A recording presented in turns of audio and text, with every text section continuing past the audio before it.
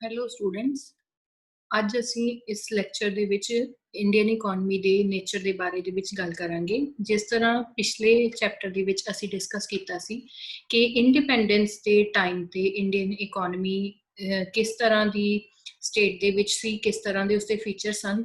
ਤੇ ਉਸ ਵਕਤ ਅਸੀਂ ਦੇਖ ਸਕਦੇ ਹਾਂ ਕਿ ਇੱਕ ਅੰਡਰ ਡਿਵੈਲਪਡ ਇਕੋਨਮੀ ਜੋ ਹੁੰਦੀ ਹੈ, ਉਸਦੇ ਸਾਰੇ ਫੀਚਰ ਜੋ ਇੱਕ ਇੰਡੀਅਨ ਇਕੋਨਮੀ ਦੇ ਵਿੱਚ ਪਾਏ ਜਾ ਰਹੇ ਸੀ। ਸੋ ਅਗਰ ਅਸੀਂ ਉਸ ਸਮੇਂ ਦੇ ਨਾਲੋਂ ਅੱਜ ਦੀ ਗੱਲ ਕਰੀਏ ਤੇ ਜਿੰਨਾ ਸਮਾਂ ਬੀਤ ਜਾਣ ਦੇ ਬਾਅਦ ਅੱਜ ਇੰਡੀਅਨ ਇਕੋਨਮੀ ਦੀ ਜੋ ਸਟੇਟ ਹੈ ਉਸ ਤੇ ਅਗਰ ਅਸੀਂ ਫੀਚਰਸ ਦੀ ਗੱਲ ਕਰੀਏ ਤਾਂ ਅੱਜ ਇੰਡੀਅਨ ਇਕੋਨਮੀ ਦੀ ਇੰਡੀਪੈਂਡੈਂਸ ਦੇ ਟਾਈਮ ਦੇ ਨਾਲੋਂ ਬਹੁਤ ਜ਼ਿਆਦਾ ਡਿਵੈਲਪਮੈਂਟ ਹੋ ਚੁੱਕੀ ਹੈ। ਬਟ ਅੱਜ ਵੀ ਇੰਡੀਅਨ ਇਕੋਨਮੀ ਇੱਕ ਪ੍ਰੋਪਰ ਡਿਵੈਲਪਡ ਨੇਸ਼ਨਸ ਦੇ ਵਿੱਚ ਸ਼ਾਮਿਲ ਨਹੀਂ ਹੈ। ਅਜੇ ਵੀ ਇੰਡੀਅਨ ਇਕੋਨਮੀ ਜੋ ਹੈ ਉਹ ਡਿਵੈਲਪਿੰਗ ਸਟੇਜ ਦੇ ਵਿੱਚ ਹੈ। ਸੋ ਅੱਜ ਅਸੀਂ ਇਸ ਚੈਪਟਰ ਦੇ ਵਿੱਚ ਇੰਡੀਅਨ ਇਕੋਨਮੀ ਦੇ ਇਹਨਾਂ ਫੀਚਰਸ ਦੇ ਥਰੂ ਇੰਡੀਅਨ ਇਕੋਨਮੀ ਦਾ ਨੇਚਰ ਡਿਸਕਸ ਕਰਾਂਗੇ। ਸੋ ਇਕੋਨਮੀ ਵਰਡ ਦਾ ਜੋ ਮਤਲਬ ਹੈ ਉਸ ਤੋਂ ਇਹੀ ਭਾਵ ਹੈ ਕਿ ਕਿਸ ਤਰ੍ਹਾਂ ਹਿਊਮਨ ਬੀਇੰਗਸ ਇੰਡੀਵਿਜੂਅਲੀ ਜਾਂ ਕਲੈਕਟਿਵਲੀ ਕੋਈ ਐਕਟੀਵਿਟੀਜ਼ ਕਰਦੇ ਆ ਜਿਹਦੇ ਨਾਲ ਕਿ ਉਹ ਆਪਣੀਆਂ ਬੇਸਿਕ ਨੀਡਸ ਜੋ ਹੈ ਫੂਡ, ਕਲੋਥਿੰਗ, ਸ਼ੈਲਟਰ, ਇਹਨਾਂ ਸਾਰੀਆਂ ਐਕਟੀਵਿਟੀਜ਼ ਦੇ ਥਰੂ ਆਪਣੀਆਂ ਨੀਡਸ ਨੂੰ ਸੈਟੀਸਫਾਈ ਕਰਨ ਦੀ ਕੋਸ਼ਿਸ਼ ਕਰਦੇ ਆ।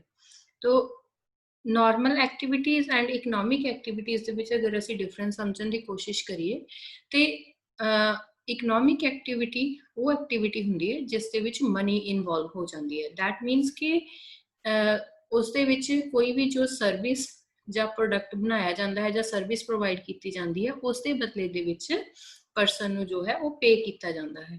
ਸੋ ਇੱਥੇ ਅਗਰ ਇੱਕ ਐਗਜ਼ਾਮਪਲ ਲਈਏ ਕਿ ਘਰ ਦੇ ਵਿੱਚ ਅਗਰ ਅਸੀਂ ਆਪਣਾ ਘਰ ਦਾ ਕੰਮ ਕਰ ਰਹੇ ਹਾਂ ਤਾਂ ਉਸ ਕੰਮ ਦੇ ਬਦਲੇ ਦੇ ਵਿੱਚ ਸਾਨੂੰ ਕੋਈ ਵੀ ਪੇਮੈਂਟ ਨਹੀਂ ਮਿਲਦੀ। That is N activity, but ਉਹਨੂੰ ਅਸੀਂ ਇਕਨੋਮਿਕ ਐਕਟੀਵਿਟੀ ਕੰਸੀਡਰ ਨਹੀਂ ਕਰ ਸਕਦੇ। ਸੋ ਇਸੇ ਤਰ੍ਹਾਂ ਅਗਰ ਦੇਖਦੇ ਹਾਂ ਕਿ ਸਾਡੇ ਘਰ ਦੇ ਵਿੱਚ ਅਗਰ ਅਸੀਂ ਕੋਈ ਪੇਡ ਵਰਕ ਕਰਵਾਉਂਦੇ ਹਾਂ, ਅਸੀਂ ਕਿਸੇ ਦੀ ਸਰਵਿਸ ਪਰਚੇਜ਼ ਕਰ ਰਹੇ ਹਾਂ, ਘਰ ਦੇ ਵਿੱਚ ਅਸੀਂ ਅਗਰ ਕਿਸੇ ਪਲੰਬਰ ਤੋਂ ਕੰਮ ਕਰਵਾਇਆ, ਕੋਈ ਕਾਰਪੈਂਟਰ ਤੋਂ ਕੰਮ ਕਰਵਾਇਆ, ਉਹਦੇ ਬਦਲੇ ਦੇ ਵਿੱਚ ਅਸੀਂ ਉਸਨੂੰ ਪੈਸੇ ਪੇ ਕੀਤੇ, ਤਾਂ that is an economic activity. So ਇਸੇ ਤਰ੍ਹਾਂ ਇਕੋਨਮੀ ਦੇ ਵਿੱਚ ਜਦੋਂ ਅਸੀਂ ਆਪਣੀਆਂ ਵਾਂਟਸ ਨੂੰ, ਨੀਡਸ ਨੂੰ ਸੈਟੀਸਫਾਈ ਕਰਨ ਦੇ ਲਈ ਕਲੈਕਟਿਵਲੀ ਜਾਂ ਇੰਡੀਵਿਜੂਅਲੀ ਇਹ ਐਕਟੀਵਿਟੀਜ਼ ਕਰਦੇ ਹਾਂ ਜਿਸ ਦੇ ਵਿੱਚ ਕਿ ਮਨੀ ਇਨਵੋਲਵ ਹੋ ਜਾਂਦਾ ਹੈ, ਤਾਂ ਉਸ ਨੂੰ ਅਸੀਂ ਫਿਰ ਇਕਨੋਮਿਕ ਐਕਟੀਵਿਟੀ ਦਾ ਨਾਮ ਦੇ ਦਿੰਦੇ ਹਾਂ। ਸੋ ਇੱਥੇ ਅਸੀਂ ਇੰਡੀਅਨ ਇਕੋਨਮੀ ਦੇ ਵਿੱਚ ਅਜੇ ਐਸੀਆਂ ਹੀ ਐਕਟੀਵਿਟੀਜ਼ ਦੀ ਗੱਲ ਕਰਾਂਗੇ, ਇਕਨੋਮਿਕ ਐਕਟੀਵਿਟੀ ਦੀ ਗੱਲ ਕਰਾਂਗੇ ਕਿ ਕਿਸ ਤਰ੍ਹਾਂ ਦੀਆਂ ਇਕਨੋਮਿਕ ਐਕਟੀਵਿਟੀਜ਼ ਦੇਸ਼ ਦੇ ਵਿੱਚ ਹੋ ਰਹੀਆਂ ਜਿਸ ਦੇ ਨਾਲ ਕਿ ਦੇਸ਼ ਦੀ ਡਿਵੈਲਪਮੈਂਟ ਹੋ ਰਹੀ ਹੈ। ਔਰ ਡਿਗਰੀ ਆਫ ਇਕਨੋਮਿਕ ਐਕਟੀਵਿਟੀ ਕੀ ਹੈ, ਦੈਟ ਮੀਨਸ ਕਿ ਕਿਸ ਲੈਵਲ ਤੱਕ ਕੰਟਰੀਬਿਊਸ਼ਨ ਹੈ ਕਿਸ ਤਰ੍ਹਾਂ ਦੀਆਂ ਇਕਨੋਮਿਕ ਐਕਟੀਵਿਟੀਜ਼ ਦੀਆਂ। ਜਿਸ ਤਰ੍ਹਾਂ ਕਿ ਅਸੀਂ ਬੇਸਿਕਲੀ ਕਿਸੇ ਵੀ ਇਕੋਨਮੀ ਦੇ ਵਿੱਚ ਜੋ ਅਲੱਗ-ਅਲੱਗ ਤਰ੍ਹਾਂ ਦੇ ਸੈਕਟਰਸ ਹੁੰਦੇ ਆ ਇਕਨੋਮਿਕ ਐਕਟੀਵਿਟੀਜ਼ ਕਰ ਰਹੇ, ਉਹਨਾਂ ਨੂੰ 3 ਸੈਕਟਰਸ ਦੇ ਵਿੱਚ ਡਿਵਾਈਡ ਕਰਦੇ ਆ। ਪ੍ਰਾਇਮਰੀ ਸੈਕਟਰ ਜਿਹਦੇ ਵਿੱਚ ਕਿ ਅਸੀਂ ਬੇਸਿਕਲੀ ਐਗਰੀਕਲਚਰ ਐਂਡ ਉਹਦੇ ਨਾਲ ਰਿਲੇਟਡ ਜਿੰਨੀਆਂ ਵੀ ਅਲਾਈਡ ਐਕਟੀਵਿਟੀਜ਼ ਆ ਜਾਂਦੀਆਂ ਜਿਵੇਂ ਫਿਸ਼ਰੀਜ਼ ਹੈ, ਡੇਅਰੀ ਫਾਰਮਿੰਗ, ਪੋਲਟਰੀ, ਉਹਨੂੰ ਲੈਂਦੇ ਆ। ਦੂਸਰਾ ਸਾਡੇ ਕੋਲ ਇੰਡਸਟਰੀਅਲ ਸੈਕਟਰ ਆ ਜਾਂਦਾ ਜਿਸ ਦੇ ਵਿੱਚ ਇੰਡਸਟਰੀ, ਮੈਨੂਫੈਕਚਰਿੰਗ ਵਗੈਰਾ ਜਿੰਨਾ ਵੀ ਸੈਕਟਰ ਹੈ ਉਹ ਇਨਕਲੂਡਡ ਹੈ। And third sector tertiary sector ਜਿਹਦੇ ਵਿੱਚ ਕਿ ਅਸੀਂ ਸਰਵਿਸ ਸੈਕਟਰ ਨੂੰ ਇਨਕਲੂਡ ਕਰਦੇ ਹਾਂ, ਜਿਸ ਤਰ੍ਹਾਂ ਕਿ ਬੈਂਕਿੰਗ ਹੈ, ਟੀਚਿੰਗ ਹੈ, ਇਹ ਸਾਰੀਆਂ ਜੋ ਵੀ ਫੈਸਿਲਿਟੀਜ਼ ਦੀ ਅਸੀਂ ਗੱਲ ਕਰਦੇ ਹਾਂ। ਅੱਜ ਅਸੀਂ ਦੇਖ ਰਹੇ ਹਾਂ ਕਿ ਸਰਵਿਸਿਜ਼ ਇਹ ਅਸੀਂ ਪਰਚੇਜ਼ ਕਰਦੇ ਹਾਂ ਜਾਂ ਇਹਨਾਂ ਸਰਵਿਸਿਜ਼ ਨੂੰ ਅਸੀਂ ਪ੍ਰੋਵਾਈਡ ਕਰਦੇ ਹਾਂ ਕਿਸੇ ਹੋਰ ਨੂੰ, ਤਾਂ ਉਹਨਾਂ ਦੇ ਬਦਲੇ ਦੇ ਵਿੱਚ ਅਸੀਂ ਅਰਨਿੰਗਸ ਕਰਦੇ ਹਾਂ। ਜਿਸ ਤਰ੍ਹਾਂ ਕੋਈ ਪ੍ਰੋਡਕਟ ਬਣਾ ਕੇ ਵੇਚ ਰਿਹਾ ਹੈ, ਇਸੇ ਤਰ੍ਹਾਂ ਕੋਈ ਆਪਣੀ ਸਰਵਿਸ ਵੀ ਵੇਚਦਾ ਹੈ। ਤਾਂ ਇਹ ਵੀ ਇੱਕ ਜੋ ਟਰਸ਼ਰੀ ਸੈਕਟਰ ਹੈ ਇਹ ਇਕਨੋਮਿਕ ਐਕਟੀਵਿਟੀਜ਼ ਦਾ ਇੱਕ ਅਲੱਗ ਸੈਕਟਰ ਬਣ ਜਾਂਦਾ ਹੈ। ਸੋ ਅੱਜ ਅਸੀਂ ਇੰਡੀਅਨ ਇਕੋਨਮੀ ਦੀ ਅਗਰ ਗੱਲ ਕਰੀਏ ਤਾਂ ਇੰਡੀਪੈਂਡੈਂਸ ਦੇ ਟਾਈਮ ਦੇ ਨਾਲੋਂ ਬਹੁਤ ਜ਼ਿਆਦਾ ਡਿਵੈਲਪਮੈਂਟ ਹੋ ਚੁੱਕੀ ਹੈ। ਇੰਡੀਪੈਂਡੈਂਸ ਦੇ ਟਾਈਮ ਤੇ ਜਦੋਂ ਕਿ ਕੰਟਰੀ ਬਿਲਕੁਲ ਇੱਕ ਡਿਸਇੰਟੀਗ੍ਰੇਟਡ ਕੰਟਰੀ ਦੇ ਰੂਪ ਦੇ ਵਿੱਚ ਇੱਕ ਬਿਲਕੁਲ ਹੀ ਨਵੇਂ ਸਿਰੋਂ ਜਿਸ ਦੀ ਕਿ ਡਿਵੈਲਪਮੈਂਟ ਕਰਨੀ ਸੀ, ਗਵਰਨਮੈਂਟ ਦੇ ਅੱਗੇ ਇੱਕ ਚੈਲੰਜ ਸੀ। ਤੇ ਗਵਰਨਮੈਂਟ ਨੇ ਉਸ ਵਕਤ ਫਿਰ ਇੱਕ ਜੋ ਇਕਨੋਮਿਕ 5 ਈਅਰ ਪਲਾਨਸ ਦੀ ਹੈਲਪ ਦੇ ਨਾਲ ਜਿਹੜਾ ਹੈ ਉਹ ਇੱਕ ਲੇਆਊਟ ਤਿਆਰ ਕੀਤਾ ਕਿ ਕਿਸ ਤਰ੍ਹਾਂ ਅਸੀਂ ਇਕੋਨਮੀ ਦੀ ਗਰੋਥ ਕਰਨੀ ਹੈ। ਤਾਂ ਇੰਡੀਆ ਦੇ ਵਿੱਚ ਤੁਹਾਨੂੰ ਪਤਾ ਹੀ ਹੈ ਕਿ 1950 ਤੋਂ ਔਨਵਰਡਸ ਜਿਹੜੇ ਸੀ ਉਹ 17 तक जो है 5 ईयर प्लान्स दी स्ट्रैटेजी के थ्रू इंडियन इकोनॉमी की डिवेलपमेंट करने की कोशिश की गई। सो हुण अगर असी इंडियन इकोनॉमी की नेचर की गल करिए, अज का प्रेजेंट जो सिनेरियो है उहदे अकॉर्डिंग देखिए तो अजे भी इंडियन इकोनॉमी जो है प्रॉपरली डिवेलप्ड नेशनस दे विच नहीं आती। तो अजे भी ये जो एक अंडर डिवेलप्ड इकोनॉमी के फीचर होंगे हैं वो फीचर असी देख सकते हैं। इस तो बाद एक मिक्सड इकोनॉमी के तौर पर असी इंडियन इकोनॉमी नूं स्टडी कर सकते हैं। मिक्सड इकोनॉमी जिहदे विच कि कैपिटलिज्म भी है, दैट मीनस प्राइवेट सैक्टर की एग्जिस्टेंस भी है, तो नाल दी नाल ही पब्लिक सैक्टर जिन्हों की गवर्नमेंट रन करती है उहदी भी एग्जिस्टेंस है। प्लैंड डिवेलपिंग इकोनॉमी वो मैं पहले जिवें हुणे डिस्कस किया कि 5 ईयर प्लान्स की हेल्प के नाल जिहड़ा डिवेलपमेंट करने की कोशिश की गई कि 5-5 साल का प्लान बनाया जाता सी, टारगेट्स इकोनॉमी के लिए सैट किए जाते सी और उन्होंने फिर जिहड़ा प्रॉपरली स्ट्रैटेजी बना के अचीव करने की कोशिश की जाती सी। ड्यूलिस्टिक नेचर है इंडियन इकोनॉमी का, दैट मीनस कि एक साइड ते बहुत ज़्यादा कुछ सैक्टर्स दे विच डिवेलपमेंट है, दूसरे पासे कुछ सैक्टर्स दे विच अजे भी बैकवर्डनैस है। तो एक ड्यूलिज्म जिहड़ा अजे भी इंडियन इकोनॉमी दे विच है। फॉर एग्जाम्पल सर्विसेज सैक्टर की गल करिए, बहुत अगे इस सैक्टर जिहड़ा आ जा चुका है इंडिया दे विच, काफ़ी ज़्यादा नैशनल इनकम दे विच भी कॉन्ट्रीब्यूशन आ। लेकिन दूसरे पासे अस एग्जाम्पल लईए एग्रीकल्चर सैक्टर की अज भी उन्नी ज़्यादा डिवेलपमेंट नहीं है पूरे देश के विच एग्रीकल्चर सैक्टर च जिन्नी के होनी चाहिए है। सो सैक्टोरल डिस्ट्रीब्यूशन की गल करांगे। सैक्टोरल डिस्ट्रीब्यूशन का मतलब कि जिहड़े 3 सैक्टर्स की मैं गल की है, primary secondary and tertiary sector, ये तीनों सैक्टर्स दे विच किन्नी पॉपुलेशन जो है वो एंगेज्ड है, दैट मीनस इंप्लॉयमेंट दे विच इन्हां सैक्टर्स की की कॉन्ट्रीब्यूशन है एंड इन जो साडी नैशनल इनकम है ਉਹਦੇ ਵਿੱਚ ਕੀ ਕੰਟਰੀਬਿਊਸ਼ਨ ਹੈ ਇਹਨਾਂ ਤਿੰਨੋਂ sectors the. So one by one ਅਸੀਂ ਇਹਨਾਂ ਫੀਚਰਸ ਨੂੰ ਡਿਸਕਸ ਕਰਕੇ ਇੰਡੀਅਨ ਇਕਨੋਮੀ ਦੇ ਨੇਚਰ ਨੂੰ ਸਮਝਣ ਦੀ ਕੋਸ਼ਿਸ਼ ਕਰਾਂਗੇ। ਸੋ ਇੰਡੀਅਨ ਇਕਨੋਮੀ ਨੂੰ ਇੱਕ ਅੰਡਰ ਡਿਵੈਲਪਡ ਇਕਨੋਮੀ ਦੇ ਰੂਪ ਦੇ ਵਿੱਚ ਅਗਰ ਸਟੱਡੀ ਕਰਨ ਦੀ ਕੋਸ਼ਿਸ਼ ਕਰੀਏ ਤਾਂ ਸੈਮੂਅਲਸਨ ਦੇ ਅਕੋਰਡਿੰਗ ਅਗਰ ਅਸੀਂ ਡੈਫੀਨੇਸ਼ਨ ਦੇਖੀਏ ਇੱਕ ਅੰਡਰ ਡਿਵੈਲਪਡ ਇਕਨੋਮੀ ਕੀ ਹੁੰਦੀ ਹੈ, ਜਿਹਦੇ ਵਿੱਚ ਕਿ पर कैपिटा इनकम जिहड़ी हुंदी है वो रियल पर कैपिटा इनकम काफ़ी लो हुंदी है। सो हुण पर कैपिटा इनकम नूं असीं अगर कैलकुलेट करना होवे तो सिंपल जिहा फॉर्मूला है साडे कोल कि किसी भी कंट्री दी पापूलेशन नूं जो पापूलेशन है और उत्थे दी जिन्नी टोटल नैशनल इनकम है वो सानूं चाहीदी है। टोटल नैशनल जो इनकम है उसनूं असीं डिवाइड कर दांगे कंट्री दी पापूलेशन दे नाल ते साडे कोल आ जांदी है पर कैपिटा इनकम। सो अगर किसी कंट्री की पर कैपिटा इनकम बहुत लो है तो दैट मीनस कि वो एक अंडर डिवेलप्ड इकोनॉमी है। देखो जो इनकम ही घट है, जो लोकां देश की पॉपुलेशन है उन्होंने कोल इनकम ही नहीं आ रही तो वो अगे सेविंग्स नहीं कर पाएंगे, इन्वेस्टमेंट नहीं कर पाएंगे। तो अगर इन्वेस्टमेंट नहीं होएगी तो देश के विच अगे होर ज़्यादा कंट्री दे विच ग्रोथ कित्थों होएगी। सो इस तरह ये पर कैपिटा इनकम लो होना एक अंडर डिवेलपमेंट की निशानी है। सो अगर अंडर डिवेलपमेंट की अगर असीं गल करिए तो साडे कोल दो तरह दी थ्योरीज इकनॉमिक्स दे विच हन, जिन्हां विच पहले असीं गल करांगे नर्कसे दी जो थ्योरी है, theory of vicious circle of poverty. हुण इत्थे प्रोफैसर नर्कसे ने एक थ्योरी दित्ती सी जिस दे अकॉर्डिंग कि ये जो अंडर डिवेलप नेशनस होंदे आ उन्हां दे विच पॉवर्टी दा एक विशियस सर्कल चलदा। विशियस दा मतलब की है कि बुरा, एक बैड सर्कल जिहड़ा आ वो चलदा रहिंदा। हुण इस बैड सर्कल दे अकॉर्डिंग अगर असीं समझण दी कोशिश करिए भी ये सर्कल किदां दा हैगा पॉवर्टी दा। देखो अगर किसी कंट्री दे विच पॉवर्टी है, दैट मीनस अगर आपां एक परसन दी एग्जाम्पल लईए, किसी परसन नूं आपां पुअर क्यों कदों कहने आ, दैट मीनस कि उहदे कोल पैसे नहीं है, इनकम नहीं है, इनकम घट है। जदों किसी दी इनकम लो होएगी तो दैट मीनस कि वो सेविंग भी घट कर पाएगा, सेविंग या बिल्कुल नहीं कर पाएगा। अगर सेविंग नहीं हो पाएगी तो बैंक से विच पैसा नहीं जा रहा। हुण बैंक्स दे कोल पैसा नहीं है, सेविंग्स नहीं है देश दे विच, ते दैट मीनस कि जिहड़े एंटरप्रेन्योर्स जिन्हां नूं के इन्वेस्टमेंट दे लई पैसा चाहीदा आ अगे उन्हां नूं पैसा नहीं मिल पाएगा। सो अगर इन्वेस्टमेंट लो हो गई ਤੇ ਉਹਦੇ ਨਾਲ ਦੇਸ਼ ਦੇ ਵਿੱਚ ਪ੍ਰੋਡਕਟਿਵਿਟੀ ਘਟੇਗੀ। ਹੁਣ ਪ੍ਰੋਡਕਟਿਵਿਟੀ ਕਿੱਦਾਂ ਘਟੇਗੀ ਕਿ ਇਨਵੈਸਟਮੈਂਟ ਹੀ ਨਹੀਂ ਹੋ ਰਹੀ, ਨਿਊ ਫੈਕਟਰੀਜ਼ ਨਹੀਂ ਖੋਲ ਰਹੀਆਂ, ਨਿਊ ਬਿਜ਼ਨਸ ਨਹੀਂ ਐਸਟੈਬਲਿਸ਼ ਹੋ ਰਹੇ, ਨਵੀਂ ਇੰਪਲੋਇਮੈਂਟ ਕਿੱਥੋਂ ਜਨਰੇਟ ਹੋਏਗੀ, ਨਿਊ ਪ੍ਰੋਡਕਸ਼ਨ ਨਹੀਂ ਹੋਏਗੀ, ਐਂਟਰਪ੍ਰੈਨਿਓਰਸ ਨੂੰ ਪ੍ਰੋਫਿਟਸ ਨਹੀਂ ਹੋਣਗੇ, ਅੱਗੇ ਬਿਜ਼ਨਸ ਐਕਸਟੈਂਡ ਨਹੀਂ ਕਰ ਪਾਉਣਗੇ ਉਹ, ਔਰ ਇੰਪਲੋਇਮੈਂਟ ਜਨਰੇਟ ਨਹੀਂ ਹੋਏਗੀ, ਤਾਂ ਜਿਹੜੇ ਲੋਕ ਅਨਇੰਪਲੋਇਡ ਆ ਉਹ ਵੀ ਅਨਇੰਪਲੋਇਡ ਬਣੇ ਰਹਿਣਗੇ, ਉਹਨਾਂ ਦੀ ਇਨਕਮ ਦਾ ਕੋਈ ਸੋਰਸ ਕ੍ਰੀਏਟ ਨਹੀਂ ਹੋਏਗਾ। ਜੋ ਲੋਕ ਪਹਿਲਾਂ ਕੰਮ ਕਰ ਰਹੇ ਉਹਨਾਂ ਦੀ ਇਨਕਮ ਵੀ ਗਰੋ ਹੋਣ ਦੇ ਕੋਈ ਚਾਂਸਸ ਨਹੀਂ ਆ, ਬਿਕਾਜ਼ ਅੱਗੇ ਬਿਜ਼ਨਸ ਦੇ ਵਿੱਚ ਤਾਂ ਕੋਈ ਐਕਸਪੈਂਸ਼ਨ ਨਹੀਂ ਹੋ ਰਿਹਾ ਜਿਹਦੇ ਕਰਕੇ ਉਹਨਾਂ ਨੂੰ ਕੋਈ ਇੰਕਰੀਮੈਂਟ ਮਿਲੇ ਜਾਂ ਉਹਨਾਂ ਦੀਆਂ ਸੈਲਰੀਜ਼ ਐਨਹੈਂਸ ਹੋਣ। ਸੋ ਉਹ ਇੱਕ ਸਰਕਲ ਜਿਹੜਾ ਹੈਗਾ ਇਹ ਚੱਲਦਾ ਰਹਿੰਦਾ। ਹੁਣ ਲੋ ਇਨਕਮ ਦੀ ਵਜ੍ਹਾ ਨਾਲ ਲੋ ਸੇਵਿੰਗ ਹੋਈ, ਲੋ ਸੇਵਿੰਗ ਦੀ ਵਜ੍ਹਾ ਦੇ ਨਾਲ ਦੇਸ਼ ਦੇ ਵਿੱਚ ਇਨਵੈਸਟਮੈਂਟ ਘੱਟ ਹੈ, ਇਨਵੈਸਟਮੈਂਟ ਘੱਟ ਹੋਣ ਦੀ ਵਜ੍ਹਾ ਨਾਲ ਲੋ ਪ੍ਰੋਡਕਟਿਵਿਟੀ ਹੈ, ਲੋ ਪ੍ਰੋਡਕਟਿਵਿਟੀ ਬਣੀ ਰਹਿਣ ਦੇ ਕਰਕੇ ਅੱਗੇ ਫਰਦਰ ਫਿਰ ਉਹ ਜਿਹੜੇ EMPLOYEES ਆ ਜਾਂ ਵਰਕਰ ਆ ਉਹਨਾਂ ਦੀ ਇਨਕਮ ਲੋ ਹੀ ਰਹੇਗੀ, ਉਹਦੇ ਵਿੱਚ ਇਨਕਰੀਜ਼ ਨਹੀਂ ਆਏਗਾ।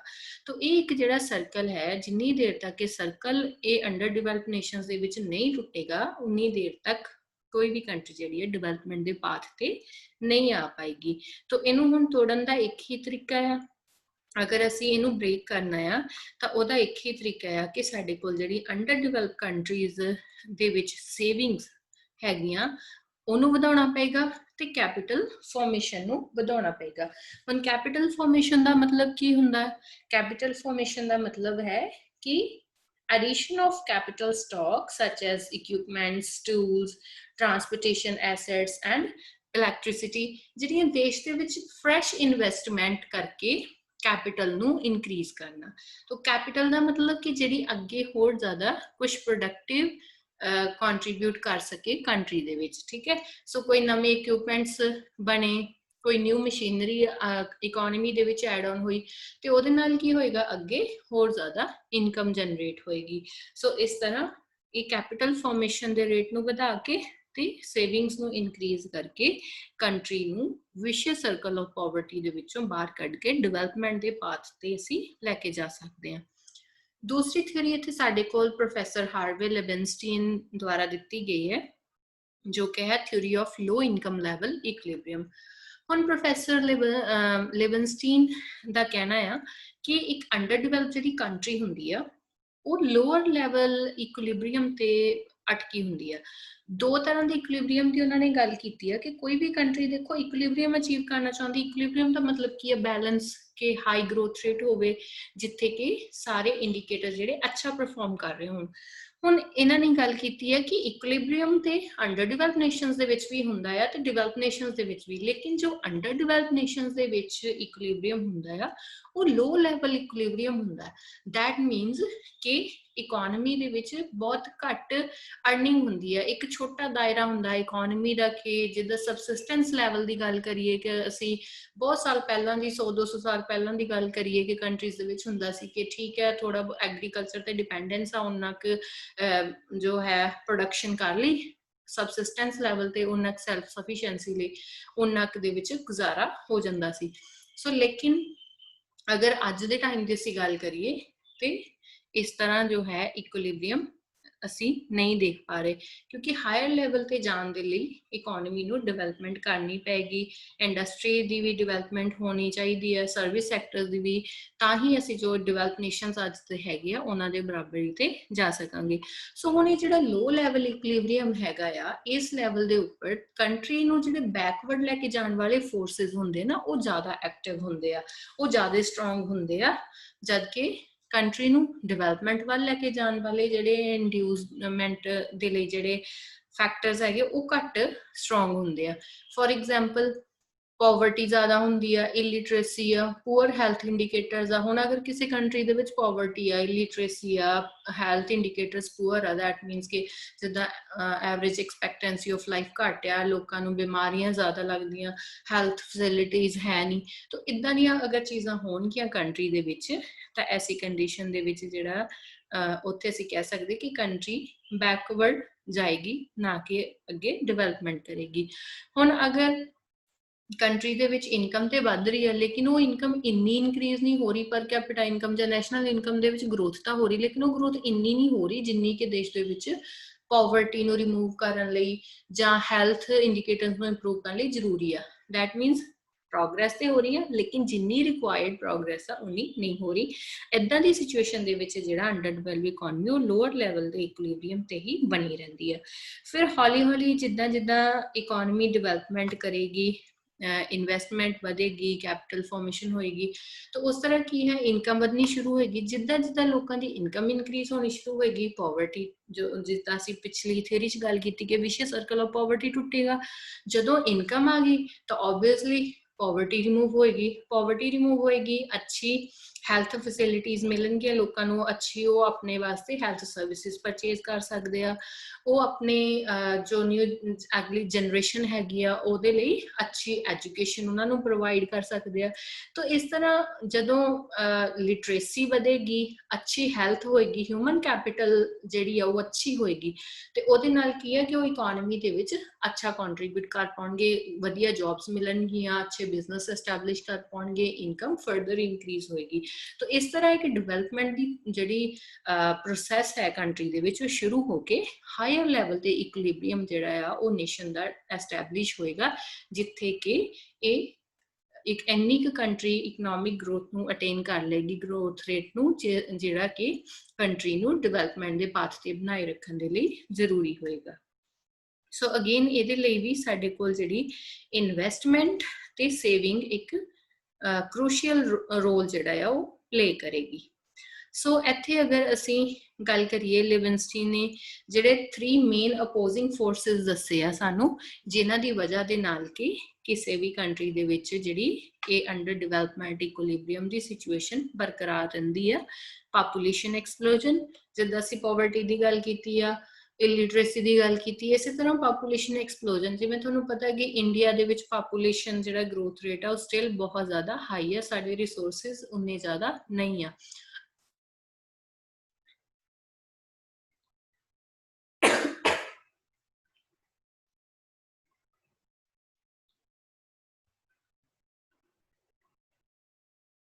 तो ਪਾਪੂਲੇਸ਼ਨ ਐਕਸਪਲੋਜਨ ਜਿਹੜਾ ਹੈ ਮਤਲਬ ਕਿ ਪਾਪੂਲੇਸ਼ਨ ਦੇ ਵਿੱਚ ਬਹੁਤ ਤੇਜ਼ੀ ਦੇ ਨਾਲ ਜਿਹੜਾ ਇਨਕਰੀਜ਼ ਆ ਉਹਦੀ ਵਜ੍ਹਾ ਦੇ ਨਾਲ ਕੰਟਰੀ ਪ੍ਰੋਗਰੈਸ ਨਹੀਂ ਕਰ ਪਾਏਗੀ। ਹੁਣ ਨੈਸ਼ਨਲ ਇਨਕਮ ਦੇ ਵਿੱਚ ਇਨਕਰੀਜ਼ ਤਾਂ ਹੋ ਰਿਹਾ ਲੇਕਿਨ ਉਹਦੇ ਨਾਲ ਨਾਲ ਪਾਪੂਲੇਸ਼ਨ ਉਨੀ ਵਧੀ ਜਾ ਰਹੀ ਹੈ। ਹੁਣ ਇਹਨੂੰ ਅਗਰ ਆਪਾਂ ਇੱਕ ਸਿੰਪਲ ਜਿਹੀ ਐਗਜ਼ਾਮਪਲ ਲੈ ਕੇ ਸਮਝਣ ਦੀ ਕੋਸ਼ਿਸ਼ ਕਰੀਏ, ਅਗਰ ਕੋਈ ਪਰਸਨ ਦੀ ਇਨਕਮ ਦੇ ਵਿੱਚ 1000 ਦਾ ਇਨਕਰੀਜ਼ ਹੋ ਜਾਂਦਾ ਲੇਕਿਨ ਉਹਦੇ ਪਰਿਵਾਰ ਦੇ ਵਿੱਚ 2 ਮੈਂਬਰ ਹੋਰ ਆ ਜਾਂਦੇ ਆ ਜਿਨ੍ਹਾਂ ਦੀ ਕਿ ਲਾਈਵਲੀਹੁੱਡ ਦੀ ਜ਼ਿੰਮੇਵਾਰੀ ਉਸ ਪਰਸਨ ਤੇ ਆ ਜਾਏ।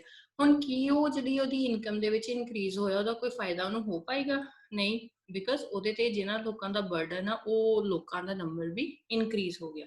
ਤਾਂ ਐਸੀ ਕੰਡੀਸ਼ਨ ਦੇ ਵਿੱਚ ਉਹ ਜਿਹੜਾ ਉਹਦਾ ਇਨਕਮ ਦਾ ਇਨਕਰੀਜ਼ ਹੋਇਆ ਉਹ ਨਿਊਟਰਲ ਹੋ ਗਿਆ, ਉਹਦਾ ਇਫੈਕਟ ਜੋ ਵੀ ਹੋਏਗਾ। ਸੋ ਇਸੇ ਤਰ੍ਹਾਂ ਪੈਨ ਇੰਡੀਆ ਲੈਵਲ ਤੇ ਅਗਰ ਅਸੀਂ ਗੱਲ ਕਰੀਏ ਤੇ ਪਾਪੂਲੇਸ਼ਨ ਜ਼ਿਆਦਾ ਵਧਣ ਦੀ ਵਜ੍ਹਾ ਦੇ ਨਾਲ ਜਿਹੜਾ ਆ ਉਹ ਨੈਸ਼ਨਲ ਇਨਕਮ ਐਂਡ ਪਰ ਕੈਪੀਟਾ ਇਨਕਮ ਦੇ ਵਿੱਚ ਹੋਣ ਵਾਲਾ ਇਨਕਰੀਜ਼ ਜਿਹੜਾ ਹੈਗਾ ਉਹਦਾ ਕੋਈ ਜ਼ਿਆਦਾ ਬੈਨੀਫਿਟ ਨਜ਼ਰ ਨਹੀਂ ਆ ਰਿਹਾ। ਸੋ ਕੈਪੀਟਲ ਫਾਰਮੇਸ਼ਨ ਘੱਟ ਆ, ਉਹਦਾ ਰੀਜ਼ਨ ਅਸੀਂ ਪਹਿਲੇ ਵੀ ਡਿਸਕਸ ਕਰ ਲਿਆ ਕਿ ਲੋ ਇਨਕਮ ਹੋਣ ਦੀ ਵਜ੍ਹਾ ਦੇ ਨਾਲ ਸੇਵਿੰਗਸ ਲੋ ਆ, ਸੇਵਿੰਗਸ ਲੋ ਦੀ ਵਜ੍ਹਾ ਨਾਲ ਇਨਵੈਸਟਮੈਂਟ ਲੋ ਆ, ਜਿਹਦੇ ਕਰਕੇ ਕੈਪੀਟਲ ਫਾਰਮੇਸ਼ਨ ਜ਼ਿਆਦਾ ਨਹੀਂ ਹੋ ਰਹੀ। ਤਾਂ ਇਹ ਵੀ ਕਿਸੇ ਕੰਟਰੀ ਦੇ ਅੰਡਰ ਡਿਵੈਲਪ ਬਣੇ ਰਹਿਣ ਦੇ ਵਿੱਚ ਫੈਕਟਰ ਬਹੁਤ ਇੰਪੋਰਟੈਂਟ ਆ। ਫਿਰ ਇਸ ਤੋਂ ਇਲਾਵਾ ਤੀਜੀ ਚੀਜ਼ ਹੈ ਕਿ ਜਿਵੇਂ ਜਿਵੇਂ ਕੋਈ ਕੰਟਰੀ ਦੇ ਵਿੱਚ ਡਿਵੈਲਪਮੈਂਟ ਸ਼ੁਰੂ ਹੁੰਦੀ ਆ ਉਸ ਕੰਟਰੀ ਦੀ ਜੋ ਪਬਲਿਕ ਹੈ ਉਹਦੀ ਉਸ ਆਪਣੀ ਗਵਰਨਮੈਂਟ ਤੋਂ ਐਕਸਪੈਕਟੇਸ਼ਨਸ ਵਧਣੀਆਂ ਸ਼ੁਰੂ ਹੋ ਜਾਂਦੀਆਂ। ਉਹ ਚਾਹੁੰਦੇ ਆ ਕਿ ਸਾਨੂੰ ਵੱਧ ਤੋਂ ਵੱਧ ਸੋਸ਼ਲ ਐਮਿਨਿਟੀਜ਼ ਪ੍ਰੋਵਾਈਡ ਕੀਤੀਆਂ ਜਾਣ, ਜਿਹਦੇ ਲਈ ਕਿ ਗਵਰਨਮੈਂਟ ਨੂੰ ਬਹੁਤ ਜ਼ਿਆਦਾ ਖਰਚਾ ਕਰਨਾ ਪੈਂਦਾ। ਔਰ ਇਹ ਜੋ ਖਰਚਾ ਹੁੰਦਾ ਹੈ ਉਹ ਹੁੰਦਾ ਵੀ ਟ੍ਰਾਂਸਫਰੇਬਲ ਆ। ਦੈਟ ਮੀਨਸ ਕਿ ਉਹਦੇ ਬਦਲੇ ਦੇ ਵਿੱਚ ਗਵਰਨਮੈਂਟ ਨੂੰ ਕੁਝ ਵੀ ਵਾਪਸ ਜੋ ਪਬਲਿਕ ਨੇ ਨਹੀਂ ਦੇਣਾ ਹੁੰਦਾ। ਫॉर एग्जांपल ਅਗਰ ਗਵਰਨਮੈਂਟ ਸਕਾਲਰਸ਼ਿਪਸ ਦੇ ਰਹੀ ਆ, ਪੈਨਸ਼ਨਸ ਦੇ ਰਹੀ ਆ, ਪੂਅਰ ਲੋਕਾਂ ਨੂੰ ਫ੍ਰੀ ਦੇ ਵਿੱਚ ਘਰ ਬਣਾ ਕੇ ਦੇ ਰਹੀ ਹੈ ਤੇ ਉਹਦੇ ਬਦਲੇ ਦੇ ਵਿੱਚ ਗਵਰਨਮੈਂਟ ਨੂੰ ਰਿਟਰਨ ਦੇ ਵਿੱਚ ਕੁਝ ਨਹੀਂ ਮਿਲੇਗਾ। ਤੋਂ ਇਸ ਤਰ੍ਹਾਂ ਦੇ ਨਾਲ ਕੀ ਹੈ ਕਿ ਜਿਸ ਤਰ੍ਹਾਂ ਲੋਕਾਂ ਦੀਆਂ ਐਕਸਪੈਕਟੇਸ਼ਨਸ ਬਹੁਤ ਜ਼ਿਆਦਾ ਵੱਧਦੀਆਂ ਰਹਿੰਦੀਆਂ, ਗਵਰਨਮੈਂਟ ਤੇ ਜੋ ਬਰਡਨ ਫਾਈਨੈਂਸ਼ੀਅਲ ਬਰਡਨ ਹੈ ਉਹ ਜ਼ਿਆਦਾ ਵੱਧਦਾ ਰਹਿੰਦਾ, ਜਿਹਦੇ ਕਰਕੇ ਕਿ ਅੰਡਰ ਡਿਵੈਲਪਮੈਂਟ ਦੀ ਸਟੇਜ ਦੇ ਵਿੱਚੋਂ ਨਿਕਲਣਾ ਮੁਸ਼ਕਲ ਹੋ ਜਾਂਦਾ। ਸੋ ਇੰਡੀਅਨ ਇਕੋਨਮੀ ਦੀ ਹੁਣ ਅਗਰ ਅਸੀਂ ਇਸ ਨੂੰ ਡਾਟਾ ਦੀ ਹੈਲਪ ਦੇ ਨਾਲ ਦੇਖਣ ਦੀ ਕੋਸ਼ਿਸ਼ ਕਰੀਏ ਕਿ ਇਹ ਅੰਡਰ ਡਿਵੈਲਪਮੈਂਟ ਦੀ ਜੋ ਅਸੀਂ ਗੱਲ ਕਰ ਰਹੇ ਹਾਂ ਕਿ ਇਹ ਫੀਚਰ ਇੰਡੀਅਨ ਇਕੋਨਮੀ ਦੇ ਵਿੱਚ ਸਟਿਲ ਹੈਗੇ ਆ ਅੱਜ ਦੇ ਟਾਈਮ ਦੀ ਅਗਰ ਅਸੀਂ ਗੱਲ ਕਰੀਏ ਤਾਂ ਅਸੀਂ ਦੇਖ ਸਕਦੇ ਹਾਂ ਕਿ ਅੱਜ ਵੀ ਇੰਡੀਅਨ ਇਕੋਨਮੀ ਦੇ ਵਿੱਚ ਜਿਹੜੀ ਸਟੈਗਨੇਸ਼ਨ ਆ ਉਹ ਅਸੀਂ ਦੇਖ ਸਕਦੇ ਹਾਂ।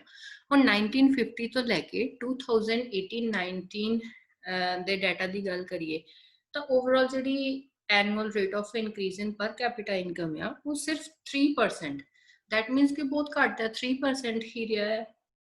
ਸੋ ਇਹ ਸਟੈਗਨੇਸ਼ਨ ਨੂੰ ਸ਼ੋ ਕਰਦਾ ਕਿ ਪਰ ਕੈਪੀਟਾ ਇਨਕਮ, ਨੈਸ਼ਨਲ ਇਨਕਮ ਦੀ ਗੱਲ ਨਹੀਂ ਅਸੀਂ ਇੱਥੇ ਕਰ ਰਹੇ, ਅਸੀਂ ਗੱਲ ਕਰ ਰਹੇ ਹਾਂ ਪਰ ਕੈਪੀਟਾ ਇਨਕਮ ਦੀ। ਹੁਣ ਨੈਸ਼ਨਲ ਇਨਕਮ ਇਨਕਰੀਜ਼ ਹੋਣ ਦੇ ਨਾਲ ਪਰ ਕੈਪੀਟਾ ਇਨਕਮ ਵੀ ਰਾਈਜ਼ ਕਰੇ ਜ਼ਰੂਰੀ ਨਹੀਂ ਆ। ਕਿਉਂ? ਕਿਉਂਕਿ ਪਰ ਕੈਪੀਟਾ ਇਨਕਮ ਤੇ ਦੋਨੋਂ ਚੀਜ਼ਾਂ ਦਾ ਇੰਪੈਕਟ ਪੈਂਦਾ ਹੈ, ਇਨਕਮ ਦਾ ਵੀ ਔਰ ਦੇਸ਼ ਦੀ ਪਾਪੂਲੇਸ਼ਨ ਦਾ ਵੀ। ਹੁਣ ਦੇਖੋ ਅਸੀਂ ਪਰ ਕੈਪੀਟਾ ਇਨਕਮ ਦੇ ਫਾਰਮੂਲੇ ਦੀ ਗੱਲ ਕੀਤੀ, ਕੀ ਹੈ? ਨੈਸ਼ਨਲ ਇਨਕਮ ਨੂੰ ਡਿਵਾਈਡ ਕਰਾਂਗੇ ਅਸੀਂ ਪਾਪੂਲੇਸ਼ਨ ਨਾਲ। ਹੁਣ ਅਗਰ ਸਾਡੇ ਕੋਲ ਪਾਪੂਲੇਸ਼ਨ ਹੀ ਇਨਕਰੀਜ਼ ਹੋਈ ਜਾ ਰਹੀ ਹੈ, ਨੈਸ਼ਨਲ ਇਨਕਮ ਦੇ ਵਿੱਚ ਇਨਕਰੀਜ਼, ਸਪੋਜ਼ ਪਹਿਲੇ 100 ਕਰੋੜ ਨੈਸ਼ਨਲ ਇਨਕਮ ਸੀ, ਹੁਣ 110 ਕਰੋੜ ਹੋ ਗਈ। ਪਾਪੂਲੇਸ਼ਨ ਸੀ ਸਾਡੇ ਕੋਲ ਕੰਟਰੀ ਦੇ ਵਿੱਚ, ਸਪੋਜ਼ ਪਹਿਲੇ ਸੀ 100 ਕਰੋੜ, ਹੁਣ 125 ਕਰੋੜ ਹੋ ਗਈ। ਤੇ ਕੀ ਉਹਦਾ ਕੋਈ ਨੈਸ਼ਨਲ ਇਨਕਮ ਦੇ ਵਿੱਚ ਜਿਹੜਾ 10 ਕਰੋੜ ਦਾ ਫਾਇਦਾ ਹੋਇਆ ਉਹਦਾ ਕੋਈ ਵੀ ਪਰ ਕੈਪੀਟਾ ਇਨਕਮ ਤੇ ਫਰਕ ਪਏਗਾ? ਨਹੀਂ। ਇਹਦਾ ਮਤਲਬ ਪਰ ਕੈਪੀਟਾ ਤੇ ਪਹਿਲਾਂ ਦੇ ਮੁਕਾਬਲੇ ਵੀ ਘਟ ਜਾਏਗੀ, ਕਿਉਂਕਿ ਜੋ ਨਿਊਮਰੇਟਰ ਦੇ ਵਿੱਚ ਦੈਟ ਮੀਨਸ ਨੈਸ਼ਨਲ ਇਨਕਮ ਚ ਇਨਕਰੀਜ਼ ਹੋਇਆ ਉਹ ਘਟ ਆ ਕਿਹਦੇ ਨਾਲੋਂ? ਪਾਪੂਲੇਸ਼ਨ ਵਿੱਚ ਹੋਣ ਵਾਲੇ ਇਨਕਰੀਜ਼ ਨਾਲੋਂ। तो इस करके नैशनल इनकम की वजह के नाल इनक्रीज होने नाल पर कैपिटा इनकम च इनक्रीज होने जरूरी है कि पापूलेशन स्टेबल रहे, जाते स्टेबल रहे ਜਾਂ ਪਹਿਲਾਂ ਨਾਲੋਂ ਘਟੇ, ਤਾਂ ਹੀ ਜੋ ਨੈਸ਼ਨਲ ਇਨਕਮ ਦੇ ਵਿੱਚ ਇਨਕਰੀਜ਼ ਦਾ ਫਰਕ ਪਰ ਕੈਪੀਟਾ ਇਨਕਮ ਤੇ ਆਏਗਾ, ਅਦਰਵਾਈਜ਼ ਪਰ ਕੈਪੀਟਾ ਇਨਕਮ ਲੋ ਬਣੀ ਰਹੇਗੀ। तो यही इंडिया के केस ਦੇ ਵਿੱਚ ਹੋ ਰਿਹਾ ਕਿ ਨੈਸ਼ਨਲ ਇਨਕਮ ਤੇ ਗਰੋ ਕਰ ਰਹੀ ਹੈ, ਲੇਕਿਨ ਪਾਪੂਲੇਸ਼ਨ ਉਨੀ ਤੇਜ਼ੀ ਦੇ ਨਾਲ ਵਧੀ ਜਾ ਰਹੀ ਹੈ, ਜਿਹਦੇ ਕਰਕੇ ਇਹ ਜੋ ਵਧੀ ਹੋਈ ਨੈਸ਼ਨਲ ਇਨਕਮ ਦਾ ਇੰਪੈਕਟ ਹੈ ਉਹ ਨਿਊਟਰਲ ਹੋ ਜਾਂਦਾ ਹੈ। तो ਇਹ ਇੱਕ ਤੇ ਸਟੈਗਨੇਸ਼ਨ ਪਰ ਕੈਪੀਟਾ ਇਨਕਮ ਚ ਇਨਕਰੀਜ਼ ਰੇਟ ਬਹੁਤ ਘੱਟ ਹੈ, ਦੂਜਾ ਲੋ ਲੈਵਲ ਤੇ ਬਣੀ ਹੋਈ ਹੈ ਲਗਾਤਾਰ। तो अगर असी कंपैरिजन इत्थे करके देखिए, जो वर्ल्ड डिवेलपमेंट रिपोर्ट का डाटा है साडे कोल, ओहदे according per capita income US dollars दे विच इत्थे असी लई आ, अगर ओहदी गल करिए तो इंडिया की पर कैपिटा इनकम हैगी आ 1790 US डॉलर पर एनम, जो कि इत्थे तुसीं देख सकते हो कि USA UK के मुकाबले बहुत ही ज़्यादा घट है। USA दे विच पर कैपिटा इनकम डॉलर्स दे विच कितनी है? 59,000 तो भी ज्यादा है, यूके दे विच 40,000 तो ज्यादा है, लेकिन इंडिया दे विच सिर्फ 1790 डॉलर, तो बहुत ज्यादा लो। और कुछ कंट्रीज जो जिदा Pakistan and Bangladesh India they neighbour countries, उन्हां दी पर कैपिटा इनकम इंडिया तो भी घट है। सो ये डाटा साडे कोल है वर्ल्ड डिवेलपमेंट रिपोर्ट दा। वर्ल्ड डिवेलपमेंट रिपोर्ट एक ऐसी रिपोर्ट है जिहड़ी कि हर साल वर्ल्ड ਦੀਆਂ ਕੰਟਰੀਜ਼ ਦੇ ਲਈ ਡਿਵੈਲਪਮੈਂਟ ਦਾ ਡਾਟਾ ਜੋ ਹੈ ਉਹ ਸਾਨੂੰ ਪ੍ਰੋਵਾਈਡ ਕਰਦੇ ਆ, ਜਿਹਦੇ ਕੰਪੈਰੀਟਿਵ ਡਾਟਾ ਹੁੰਦਾ ਹੈ, ਇਹਦੇ ਵਿੱਚ ਸਾਡੇ ਕੋਲ ਅਲੱਗ-ਅਲੱਗ ਕੰਟਰੀਜ਼ ਦੇ ਨਾਲ ਕੰਪੈਰੀਜ਼ਨ ਵੀ ਅਸੀਂ ਕਰ ਸਕਦੇ ਆ। ਸੋ ਇਹ ਰਿਪੋਰਟ ਜੋ ਹੈ ਉਹ UNDP United Nations Development Programme, ਉਹਨਾਂ ਦੇ ਦੁਆਰਾ ਇਹ ਰਿਪੋਰਟ ਜੋ ਹੈ ਉਹ ਤਿਆਰ ਕੀਤੀ ਜਾਂਦੀ ਹੈ। 1990 ਦੇ ਵਿੱਚ ਫਸਟ ਟਾਈਮ ਇਹ ਰਿਪੋਰਟ ਆਈ ਸੀ, और इस रिपोर्ट ਨੂੰ ਤਿਆਰ ਕਰਨ ਦੇ ਵਿੱਚ ਜਦੋਂ ਇਹ ਕਨਸੈਪਟ ਆਇਆ ਇਸ ਰਿਪੋਰਟ ਦਾ, ਵਰਲਡ ਡਿਵੈਲਪਮੈਂਟ ਰਿਪੋਰਟ ਦਾ, तो ਇਹਦੇ ਵਿੱਚ ਇੰਡੀਆ ਦੇ ਜੋ ਕਿ ਇੱਕ ਫੇਮਸ ਇਕੋਨੋਮਿਸਟ ਨੋਬਲ ਲੌਰੀਏਟ ਡਾਕਟਰ ਅਮਰਤਿਆ ਸਿੰਘ ਉਹਨਾਂ ਨੇ, ਐਂਡ ਪਾਕਿਸਤਾਨ ਦੇ ਇੱਕ ਇਕੋਨੋਮਿਸਟ ਮਹਿਬੂਬ ਉਲ ਹਕ, ਇਹਨਾਂ ਦੋਵਾਂ ਇਕੋਨੋਮਿਸਟ ਨੇ ਮਿਲ ਕੇ ਇਹ ਜੋ ਵਰਲਡ ਡਿਵੈਲਪਮੈਂਟ ਰਿਪੋਰਟ ਉਹ ਤਿਆਰ ਕੀਤੀ ਸੀ, ਔਰ ਫਸਟ ਟਾਈਮ 1990 ਦੇ ਵਿੱਚ ਇਹ ਰਿਪੋर्ट आई सी, और उस तो बाद एनुअली रिपोर्ट रिलीज होंदी है जिस दे विच कि सानू लेटेस्ट डाटा जो है मिलता है। सो उहदे अकॉर्डिंग इंडिया की जो पर कैपिटा इनकम है वो डिवेलप नेशंस के मुकाबले बहुत घट है। स्टैंडर्ड ऑफ लिविंग कंट्री दे विच काफ़ी लो है, क्योंकि जो इनकम ही लो है कंट्री दे विच, स्टैंडर्ड ऑफ लिविंग ऑब्वियसली जो है वो लो होएगा। लोगों दी जो बेसिक नीड्स हैगियां वो ही मुश्किल दे नाल फुलफिल हो रही हैं, क्योंकि स्टिल पॉवर्टी है, इलिटरेसी वर्गियां चीज़ां उन्होंने खाने के लिए न्यूट्रिशियस फूड नहीं मिलता, अच्छे जो शेल्टर नहीं है, अच्छा हाउसिंग फैसिलिटीज़ प्रॉपर नहीं है। तो अगर असी 1999 का डाटा देखिए तो एक इंडिविजुअल परसन के लिए हर रोज़ का जो एक कैलोरी इनटेक है पर डे जो कि सीगा वो सिर्फ 2496 कैलोरीज पर डे सी इंडिया दे विच ते इस दे मुकाबले अगर डिवेलप्ड नेशंस की गल करिए तो 3400 कैलोरीज पर डे इनटेक सी। So unequal distribution of income and wealth की गल करिए ਤਾਂ जिस तरह ਅਸੀਂ ਗੱਲ ਕੀਤੀ कि पहले भी कि ड्यूलिज्म है इंडियन इकोनॉमी ਦੇ ਵਿੱਚ ਇੱਕ ਪਾਸੇ रिच सैक्शन है सोसाइटी ਦੇ ਵਿੱਚ ਇੱਕ ਪਾਸੇ एक्सट्रीमली पुअर सैक्शन। तो वर्ल्ड डिवेलपमेंट रिपोर्ट 2017 ਦੇ अकॉर्डिंग इंडिया ਦੇ ਵਿੱਚ ਜਿਹੜੇ जो पुअरेस्ट 10% पॉपुलेशन है कंट्री ਦੀ ਉਹਨਾਂ ਦੇ ਕੋਲ ਨੈਸ਼ਨਲ ਇਨਕਮ ਦਾ ਅਗਰ ਅਸੀਂ ਸ਼ੇਅਰ ਦੇਖੀਏ ਸਿਰਫ 3.6% है और जो टॉप 10% पॉपुलेशन है उन्होंने कोल कंट्री का लगभग 30% 29.8% नैशनल इनकम का शेयर उन्होंने कोल है। तो दैट मीनस कि बहुत वड्डी इत्थे साडे कोल जिहड़ी एक डिस्पैरिटी असी देख सकते हैं इनकम एंड वैल्थ की डिस्ट्रीब्यूशन दे विच। इहदे नाल की आ कि सोसाइटी दे विच गैप जिहड़ा है वो इनक्रीज हुंदा है। ये जो एक डिस्पैरिटी है अनइक्वल है ये की है।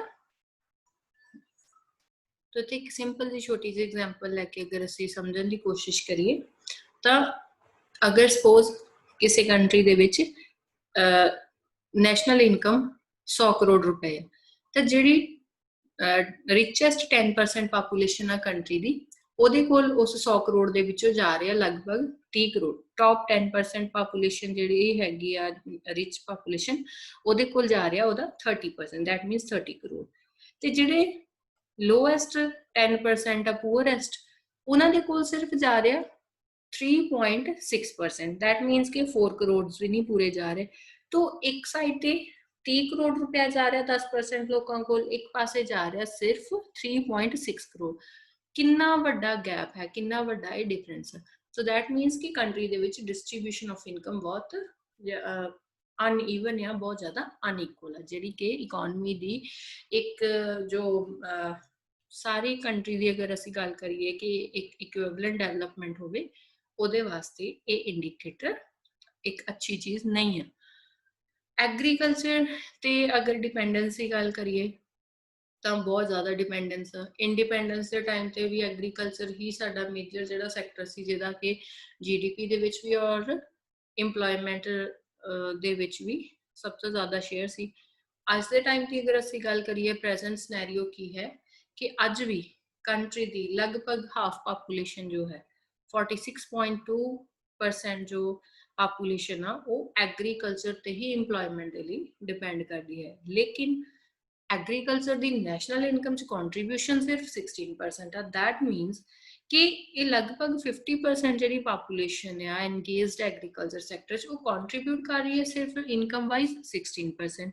तो ये तो इलावा अगर असी बाकी दी रिमेनिंग जी साडे कोल 53.8% पॉपुलेशन की गल करिए जो कि नॉन एग्रीकल्चरल एक्टिविटीज़ दे विच काम कर रही है, उस दे विच इंप्लॉयड हैगी आ, वो कॉन्ट्रीब्यूट कर रहे हैं नैशनल इनकम का 84%। बहुत ज़्यादा इत्थे डिफरेंस है दोनों सैक्टर्स की कॉन्ट्रीब्यूशन का। इसका मतलब कि कंट्री दे विच एग्रीकल्चर ते एक ते डिपेंडेंस बहुत ज़्यादा है कि साडी कंट्री दे विच इंडस्ट्रीज एंड सर्विस सैक्टर इन्ना ज़्यादा ग्रो नहीं किया कि जिहदे इंप्लॉयमेंट वाइज अगर गल करिए, अगर इनकम की गल करिए तो इनकम च कॉन्ट्रीब्यूशन तो एग्रीकल्चर के नालों बहुत ज़्यादा है दूसरे सैक्टर्स की। पर इंप्लॉयमेंट जनरेशन दे विच किते ना किते ये जो सैक्टर्स हैगे आ वो उन्ना ज़्यादा ग्रो नहीं कर पाई। इसे करके अज भी एग्रीकल्चर ते इन्नी ज़्यादा पॉपुलेशन की डिपेंडेंस जिहड़ी है वो बनी हुई है। सो इसे करके असी इत्थे जॉबलैस ग्रोथ का कंसैप्ट भी देख सकते हैं कि अगर ग्रोथ तो हो रही है, नैशनल इनकम इनक्रीज हो रही है, जो ये नॉन एग्रीकल्चरल सैक्टर्स है लाइक इंडस्ट्री और सर्विस सैक्टर ग्रोथ तो कर रहे हैं, नैशनल इनकम के कॉन्ट्रीब्यूशन इन्हों की लगातार बढ़ रही है। लेकिन इंप्लॉयमेंट जनरेशन के किते ना किते रिक्वायर्ड जो डेवलपमेंट हैगी वो इन्होंने सैक्टर्स के नहीं हो पाई। सो इसे करके एग्रीकल्चर के डायरैक्ट अनइंप्लॉयमेंट एंड अंडर इंप्लॉयमेंट दोनों तरह की असी सिचुएशन देख सकते हैं। अंडर इंप्लॉयमेंट का मतलब की है पूरा काम नहीं मिल रहा, साल दे विच सीजनल वर्क या थोड़े महीने काम मिल गया, बाकी टाइम वर्कर फ्री बैठा है या दिन दे विच थोड़े घंटे काम मिलता है। तो ये सारे केसेस की है underdeveloped underemployed person दे कि काम तो मिल रहा लेकिन या तो ਉਹਦੇ ਬਦਲੇ ਸੈਲਰੀ ਘੱਟ ਮਿਲ ਰਹੀ ਹੈ, ਉਹਦੀ ਜਾਂ ਕੰਮ ਉਹਦੀ ਕੁਆਲੀਫਿਕੇਸ਼ਨ ਦੇ ਜੋ ਅਕੋਰਡਿੰਗ ਨਹੀਂ ਹੈਗਾ, ਜਾਂ ਫਿਰ ਉਹਨੂੰ ਕੰਮ ਜਿਹੜਾ ਆ ਉਹ ਥੋੜਾ ਟਾਈਮ ਲਈ ਮਿਲਦਾ ਹੈ। ਸੋ ਇੰਡਸਟਰੀਅਲਾਈਜੇਸ਼ਨ ਦੀ ਘਾਟ ਹੈ ਕਿਤੇ ਨਾ ਕਿਤੇ। ਅਗਰ ਅਸੀਂ ਇੰਡੀਅਨ ਇਕੋਨਮੀ ਦੀ ਜੋ ਗੱਲ ਕਰੀਏ ਤਾਂ ਇੰਡੀਅਨ ਇਕੋਨਮੀ ਜੋ ਡਿਵੈਲਪਮੈਂਟ ਦਾ ਪ੍ਰੋਸੈਸ ਹੈ, ਕਿਸੇ ਵੀ ਕੰਟਰੀ ਦੇ ਲਈ ਡਿਵੈਲਪਮੈਂਟ ਦਾ ਜੋ ਪਾਥ ਹੁੰਦਾ ਉਹਦੇ ਵਿੱਚ ਕੀ ਆ ਕਿ ਪ੍ਰੀਮਿਟਿਵ ਸੁਸਾਇਟੀਜ਼ ਜੋ ਹੁੰਦੀਆਂ ਸੀ ਉਹਨਾਂ 'ਚ ਐਗਰੀਕਲਚਰ ਸੈਕਟਰ ਤੇ ਡਿਪੈਂਡੈਂਸ ਸੀ। ਐਗਰੀਕਲਚਰ ਤੋਂ ਫਿਰ ਹੌਲੀ ਹੌਲੀ ਡਿਵੈਲਪਮੈਂਟ ਕਰਕੇ ਕੋਈ ਵੀ ਜੋ ਇਕੋਨਮੀ ਹੈ ਉਹ ਜਾਂਦੀ ਹੈ ਟ੍ਰਾਂਜ਼ਿਟ ਹੋ ਕੇ ਇੰਡਸਟਰੀ ਤੇ। ਇੰਡਸਟਰੀ ਦੇ ਵਿੱਚ ਡਿਵੈਲਪਮੈਂਟ ਕਰਨ ਦੇ ਨਾਲ ਨਾਲ ਫਿਰ ਸਰਵਿਸ ਸੈਕਟਰ ਡਿਵੈਲਪ ਹੋਣਾ ਸ਼ੁਰੂ ਹੁੰਦਾ ਹੈ। ਤਾਂ ਸਟੈਪ ਵਾਈਜ਼ ਪਹਿਲੇ agriculture, then industry and then service sector ਦੀ ਡਿਵੈਲਪਮੈਂਟ ਹੁੰਦੀ ਹੈ। ਲੇਕਿਨ ਇੰਡੀਆ ਦੇ ਕੇਸ ਦੇ ਵਿੱਚ ਅਗਰ ਅਸੀਂ ਦੇਖੀਏ ਤਾਂ ਐਗਰੀਕਲਚਰ ਤੋਂ ਸਿੱਧਾ ਜੋ ਇਕੋਨਮੀ ਟ੍ਰਾਂਜ਼ਿਟ ਹੋਈ ਹੈ ਉਹ ਹੋਈ ਹੈ ਇੰਡਸਟਰੀ ਤੇ ਨਹੀਂ ਬਲਕਿ ਸਰਵਿਸ ਸੈਕਟਰ ਤੇ। ਸਰਵਿਸ ਸੈਕਟਰ ਦੀ ਕੰਟਰੀਬਿਊਸ਼ਨ ਸਭ ਤੋਂ ਜ਼ਿਆਦਾ ਹੋ ਗਈ ਨੈਸ਼ਨਲ ਇਨਕਮ ਦੇ ਵਿੱਚ, ਇੰਡਸਟਰੀ ਦੀ ਵੀ ਉਨੀ ਜ਼ਿਆਦਾ ਨਹੀਂ ਹੈ। ਲੇਕਿਨ ਐਗਰੀਕਲਚਰ ਤੇ ਇੰਪਲੋਇਮੈਂਟ ਦੀ ਜੋ ਅਸੀਂ ਦੇਖ ਰਹੇ ਹਾਂ ਕਿ ਇੰਨੀ ਜ਼ਿਆਦਾ ਇੰਪਲੋਇਮੈਂਟ ਦੇ ਲਈ ਪਾਪੂਲੇਸ਼ਨ ਦੀ ਜੋ ਡਿਪੈਂਡੈਂਸ ਹੈ, ਉਸ ਡਿਪੈਂਡੈਂਸ ਨੂੰ ਘਟਾਉਣ ਦੇ ਲਈ ਸਾਨੂੰ ਜੋ ਹੈ ਇੰਡਸਟਰੀ ਨੂੰ ਕੰਟਰੀ ਦੇ ਵਿੱਚ ਡਿਵੈਲਪ ਕਰਨਾ ਹੀ ਪਏਗਾ। ਬਿਕਾਜ਼ ਸਰਵਿਸ ਸੈਕਟਰ ਦੇ ਵਿੱਚ ਕੁਝ ਆਪਣੀਆਂ ਕੰਡੀਸ਼ਨਸ ਜਾਂ ਕੁਝ ਉਹਦੀਆਂ ਜੋ ਆਪਣੀਆਂ ਉਹ ਕੁਛ ਇਸ ਤਰ੍ਹਾਂ ਦੀਆਂ ਸਿਚੁਏਸ਼ਨਸ ਆ ਜਿਹਦੇ ਕਰਕੇ ਸਰਵਿਸ ਸੈਕਟਰ ਤੇ ਇੰਨਾ ਜ਼ਿਆਦਾ ਅਸੀਂ ਬਰਡਨ ਨਹੀਂ ਪਾ ਸਕਦੇ, ਇੰਨੀ ਜ਼ਿਆਦਾ ਇੰਪਲੋਇਮੈਂਟ ਉਹਦੇ ਵਿੱਚ ਜਨਰੇਟ ਨਹੀਂ ਹੋ ਸਕਦੀ। ਤਾਂ ਫਿਰ ਇੰਡਸਟਰੀਅਲਾਈਜੇਸ਼ਨ ਦਾ ਪ੍ਰੋਸੈਸ ਤੇਜ਼ ਕਰਨ ਦੀ ਜ਼ਰੂਰਤ ਪੈਂਦੀ ਹੈ ਜਦੋਂ ਅਸੀਂ ਕੰਟਰੀ ਨੂੰ ਡਿਵੈਲਪਮੈਂਟ ਦੇ ਪਾਥ ਤੇ ਪ੍ਰੋਪਰਲੀ ਲੈ ਕੇ ਜਾਣਾ। ਲੇਕਿਨ ਇੰਡੀਆ ਦੇ ਵਿੱਚ ਜੋ ਇੰਡਸਟਰੀਅਲਾਈਜੇਸ਼ਨ ਦੀ ਅਗਰ ਗੱਲ ਕਰੀਏ ਤਾਂ ਅਜੇ ਵੀ ਬਹੁਤ ਘੱਟ ਹੈ। 2018-19 ਦੇ ਵਿੱਚ ਅਗਰ ਅਸੀਂ manufacturing industries and construction activities ਦੀ ਗੱਲ ਕਰੀਏ ਤਾਂ ਨੈਸ਼ਨਲ ਇਨਕਮ ਦੇ ਵਿੱਚ ਇਹਨਾਂ ਦਾ ਸ਼ੇਅਰ 29.8% ਹੈ। ਸੋ ਚਾਈਨਾ ਦੇ ਵਿੱਚ ਅਗਰ ਅਸੀਂ ਇਹ manufacturing and construction sector the contribution national income 'ਚ ਦੇਖੀਏ ਤਾਂ 40.5% ਹੈ। ਤਾਂ ਉਹਨਾਂ ਦੇ ਮੁਕਾਬਲੇ ਸਾਡੇ ਦੇਸ਼ ਦੇ ਵਿੱਚ ਇਹ ਸੈਕਟਰ ਦੀ ਕੰਟਰੀਬਿਊਸ਼ਨ ਬਹੁਤ ਜ਼ਿਆਦਾ ਘੱਟ ਹੈ। ਤਾਂ ਇੰਡਸਟਰੀ ਜਿਹੜੀਆਂ ਲਾਰਜ ਸਕੇਲ ਇੰਡਸਟਰੀਜ਼ ਹੈਗੀਆਂ ਕੰਟਰੀ ਦੇ ਵਿੱਚ ਉਹ ਵੀ ਅਜੇ ਤੱਕ ਜ਼ਿਆਦਾ ਇੰਪਲੋਇਮੈਂਟ ਪ੍ਰੋਵਾਈਡ ਜਿਹੜੀ ਉਹ ਨਹੀਂ ਕਰ ਪਾ ਰਹੀਆਂ। ਸੋ ਬੈਂਕਿੰਗ ਫੈਸਿਲਿਟੀਜ਼ ਇੰਨੀਆਂ ਪ੍ਰੋਪਰ ਨਹੀਂ ਹੈ। ਅਜੇ ਵੀ ਕੰਟਰੀ ਦੇ ਬਹੁਤ ਸਾਰੇ ਰੀਜਨਸ ਇੱਦਾਂ ਦੇ ਆ ਜਿੱਥੇ ਕਿ ਬੈਂਕਿੰਗ ਫੈਸਿਲਿਟੀਜ਼ ਨਹੀਂ ਪਹੁੰਚ ਪਾਈਆਂ, ਜਾਂ ਤੇ ਬੈਂਕਸ ਬਹੁਤ ਦੂਰ ਹੈਗੀਆਂ ਜਾਂ ਉਹਨਾਂ ਦੀ ਕੋਈ ਬ੍ਰਾਂਚਿਸ ਨੇੜੇ ਤੇੜੇ ਨਹੀਂ ਆ, ਅਗਰ ਹੈ ਵੀ ਤੇ ਲੋਕਾਂ ਤੱਕ ਉਹਨਾਂ ਦੀ ਜੋ ਰੀਚ ਹੈ ਉਹ ਨਹੀਂ ਹੈ। ਸੋ ਇਸ ਕਰਕੇ ਲੋਕ ਜੋ ਇੱਕ ਫਾਰਮਲ ਜੋ ਫਾਈਨੈਂਸ਼ੀਅਲ ਸੈਕਟਰ ਹੈ ਉਹਦੇ ਵਿੱਚ ਐਂਟਰ ਨਹੀਂ ਕਰ ਪਾਏ। ਅੱਜ ਵੀ ਜੋ ਰੂਰਲ ਪਾਪੂਲੇਸ਼ਨ ਹੈ, ਜੋ ਇੰਡੀਅਨ ਫਾਰਮਰਸ ਹਨ, ਉਹ ਅਜੇ ਵੀ ਫਾਈਨਾਂਸ ਦੇ ਲਈ ਇਨਫਾਰਮਲ ਸੋਰਸਿਸ ਜਿਹੜੇ ਹੈਗੇ ਲਾਈਕ ਮਨੀ ਲੈਂਡਰਸ ਜਾਂ ਜਿਹਨਾਂ ਨੂੰ ਅਸੀਂ ਸ਼ਾਹੂਕਾਰ ਕਹਿ ਦਿੰਦੇ ਆ, ਜਾਂ ਜਿਹੜੇ ਏਜੰਟਸ ਹੈਗੇ ਐਗਰੀਕਲਚਰ ਦੇ ਵਿੱਚ ਉਹਨਾਂ ਤੇ ਡਿਪੈਂਡ ਕਰਦੇ ਆ, ਨਾ ਕਿ ਬੈਂਕਸ ਤੋਂ। ਬੈਂਕਿੰਗ ਸਿਸਟਮ ਦੇ ਵਿੱਚ ਵੀ ਬਹੁਤ ਸਾਰੀਆਂ ਪ੍ਰੋਬਲਮਸ ਆ, ਈਜ਼ੀਲੀ ਲੋਨਸ ਉਨੀ ਕਨਵੀਨੀਐਂਟਲੀ ਨਹੀਂ ਮਿਲ ਪਾਉਂਦੇ ਅੱਛੀਆਂ ਸਿਕਿਉਰਿਟੀਜ਼ ਦੀ ਘਾਟ ਦੇ ਕਰਕੇ। ਤਾਂ ਇਹ ਪ੍ਰੋਪਰ ਬੈਂਕਿੰਗ ਫੈਸਿਲਿਟੀਜ਼ ਨਾ ਹੋਣ ਦੇ ਕਰਕੇ ਇੱਕ ਤੇ ਛੋਟੀਆਂ ਸੇਵਿੰਗਸ ਦੀ ਪੂਲਿੰਗ ਹੋਣ ਦੇ ਵਿੱਚ ਪ੍ਰੋਬਲਮ ਆਉਂਦੀ ਹੈ ਕਿ ਲੋਕੀ ਆਪਣੀਆਂ ਸੇਵਿੰਗਸ ਨੂੰ ਚੈਨਲਾਈਜ਼ ਤਾਂ ਹੀ ਕਰ ਪਾਓਗੇ ਅਗਰ ਬੈਂਕਸ ਉਹਨਾਂ ਦੇ ਨੇੜੇ ਹੋਣਗੀਆਂ, ਉਹਨਾਂ ਦੀ ਰੀਚ ਦੇ ਵਿੱਚ ਹੋਣਗੀਆਂ। ਉਸ ਫੈਸਿਲਿਟੀ ਦੀ ਘਾਟ ਕਰਕੇ ਵੀ ਜੋ ਹੈ ਇਹ ਸੇਵਿੰਗਸ ਵਗੈਰਾ ਦਾ ਰੇਟ ਇੰਡੀਆ ਦੇ ਵਿੱਚ ਲੋ ਹੈ, ਜਿਹਦੇ ਕਰਕੇ ਅੱਗੇ ਇਨਵੈਸਟਮੈਂਟ ਵੀ ਘੱਟ। ਸੋ ਟਰਾਂਸਪੋਰਟ ਦੇ ਮੀਨਸ ਦੀ ਗੱਲ ਕਰੀਏ, ਅੱਜ ਵੀ ਕੰਟਰੀ ਦੇ ਵਿੱਚ ਸਾਰੇ ਪਾਸੇ ਅਗਰ ਦੇਖੀਏ ਤਾਂ ਜੋ ਰੋਡਸ ਪੱਕੇ ਨਹੀਂ ਹੈਗੇ, ਜੋ ਟਰਾਂਸਪੋਰਟ ਦੇ ਲਈ ਪ੍ਰੋਪਰ ਫੈਸਿਲਿਟੀਜ਼ ਅੱਜ ਵੀ ਰਿਕੁਆਇਰਡ ਜਿੰਨੀਆਂ ਬੱਸਿਸ ਟ੍ਰੇਨਸ ਚਾਹੀਦੀਆਂ ਉਹਨਾਂ ਦੀ ਫੈਸਿਲਿਟੀ ਪ੍ਰੋਵਾਈਡਡ ਨਹੀਂ ਆ। ਸੋ ਜਿਹਦੇ ਕਰਕੇ ਜੋ ਮੋਬਿਲਿਟੀ ਦੀ ਪ੍ਰੋਬਲਮ, ਚਾਹੇ ਪਾਪੂਲੇਸ਼ਨ ਦੀ ਮੋਬਿਲਿਟੀ ਹੈ, ਚਾਹੇ ਅਸੀਂ ਪ੍ਰੋਡਕਟਸ ਨੂੰ ਸਰਵਿਸਿਜ਼ ਨੂੰ ਇੱਧਰ ਉੱਧਰ ਜਿਹੜਾ ਆਪਾਂ ਕੰਟਰੀ ਦੇ ਵਿੱਚ ਪਹੁੰਚਾਉਣਾ ਹੋਏ, ਟ੍ਰਾਂਸਫਰ ਕਰਨਾ ਹੋਏ, ਉਹਦੇ ਵਿੱਚ ਦਿੱਕਤ ਦਾ ਸਾਹਮਣਾ ਕਰਨਾ ਪੈਂਦਾ। ਤਾਂ ਇਹ ਚੀਜ਼ਾਂ ਕਿਤੇ ਨਾ ਕਿਤੇ ਕੰਟਰੀ ਦੀ ਅੰਡਰ ਡਿਵੈਲਪਮੈਂਟ ਨੂੰ ਸ਼ੋ ਕਰਦੀਆਂ। ਸੋ ਪਾਪੂਲੇਸ਼ਨ ਦਾ ਪ੍ਰੈਸ਼ਰ ਲਗਾਤਾਰ ਕੰਟਰੀ ਦੇ ਵਿੱਚ ਬਣਿਆ ਹੋਇਆ। ਇੰਡੀਆ ਦੀ ਅਗਰ ਗੱਲ ਕਰੀਏ, ਟੋਟਲ ਵਰਲਡ ਪਾਪੂਲੇਸ਼ਨ ਦਾ 18% ਸ਼ੇਅਰ ਜੋ ਇੰਡੀਆ ਦੇ ਵਿੱਚ ਰਹਿ ਰਿਹਾ। ਲੇਕਿਨ ਜੋਗ੍ਰਾਫਿਕਲੀ ਅਗਰ ਅਸੀਂ ਗੱਲ ਕਰੀਏ ਤਾਂ ਜਿਹੜਾ ਸ਼ੇਅਰ ਹੈ ਸਾਡੇ ਕੋਲ ਲੈਂਡ ਦਾ ਉਹ ਸਿਰਫ ਹੈ 2.4%।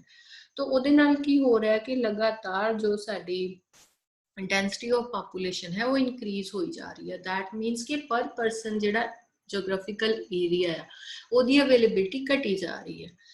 ਸੋ ਉਹ ਇੱਕ ਪ੍ਰੋਬਲਮ ਹੈ, ਕਿਉਂਕਿ ਇੱਕ ਤੇ ਰਹਿਣ ਦੇ ਲਈ ਤਾਂ ਜਿਹੜੀ ਪ੍ਰੋਬਲਮ ਕ੍ਰੀਏਟ ਹੋ ਹੀ ਰਹੀ ਹੈ ਕਿ ਰੈਜ਼ੀਡੈਂਸ਼ੀਅਲ ਏਰੀਆਜ਼ ਦੀ ਦਿੱਕਤ ਆ ਰਹੀ, ਉਹਦੇ ਨਾਲ ਨਾਲ এনवायरमेंट ਤੇ ਵੀ ਬਹੁਤ ਨੈਗੇਟਿਵ ਇੰਪੈਕਟ ਇਸ ਚੀਜ਼ ਦਾ ਪੈ ਰਿਹਾ, ਕਿਉਂਕਿ ਜੋ ਐਗਰੀਕਲਚਰਲ ਲੈਂਡ ਆ ਉਹਨੂੰ ਰੈਜ਼ੀਡੈਂਸ਼ੀਅਲ ਕਾਲੋਨੀਜ਼ ਦੇ ਵਿੱਚ ਕਨਵਰਟ ਕੀਤਾ ਜਾ ਰਿਹਾ ਹੈ। ਜਿਹੜੇ ਫੋਰੈਸਟ ਕਵਰ ਹੈਗਾ ਉਹਨੂੰ ਰਿਡਿਊਸ ਕਰਕੇ ਉਹਨੂੰ ਐਗਰੀਕਲਚਰਲ ਲੈਂਡ ਦੇ ਵਿੱਚ ਜਾਂ ਤੇ ਕਨਵਰਟ ਕੀਤਾ ਜਾ ਰਿਹਾ ਜਾਂ ਫਿਰ ਰੈਜ਼ੀਡੈਂਸ਼ੀਅਲ ਸਾਈਟਸ ਦੇ ਵਿੱਚ ਉਹਨਾਂ ਨੂੰ ਕਨਵਰਟ ਕੀਤਾ ਜਾ ਰਿਹਾ।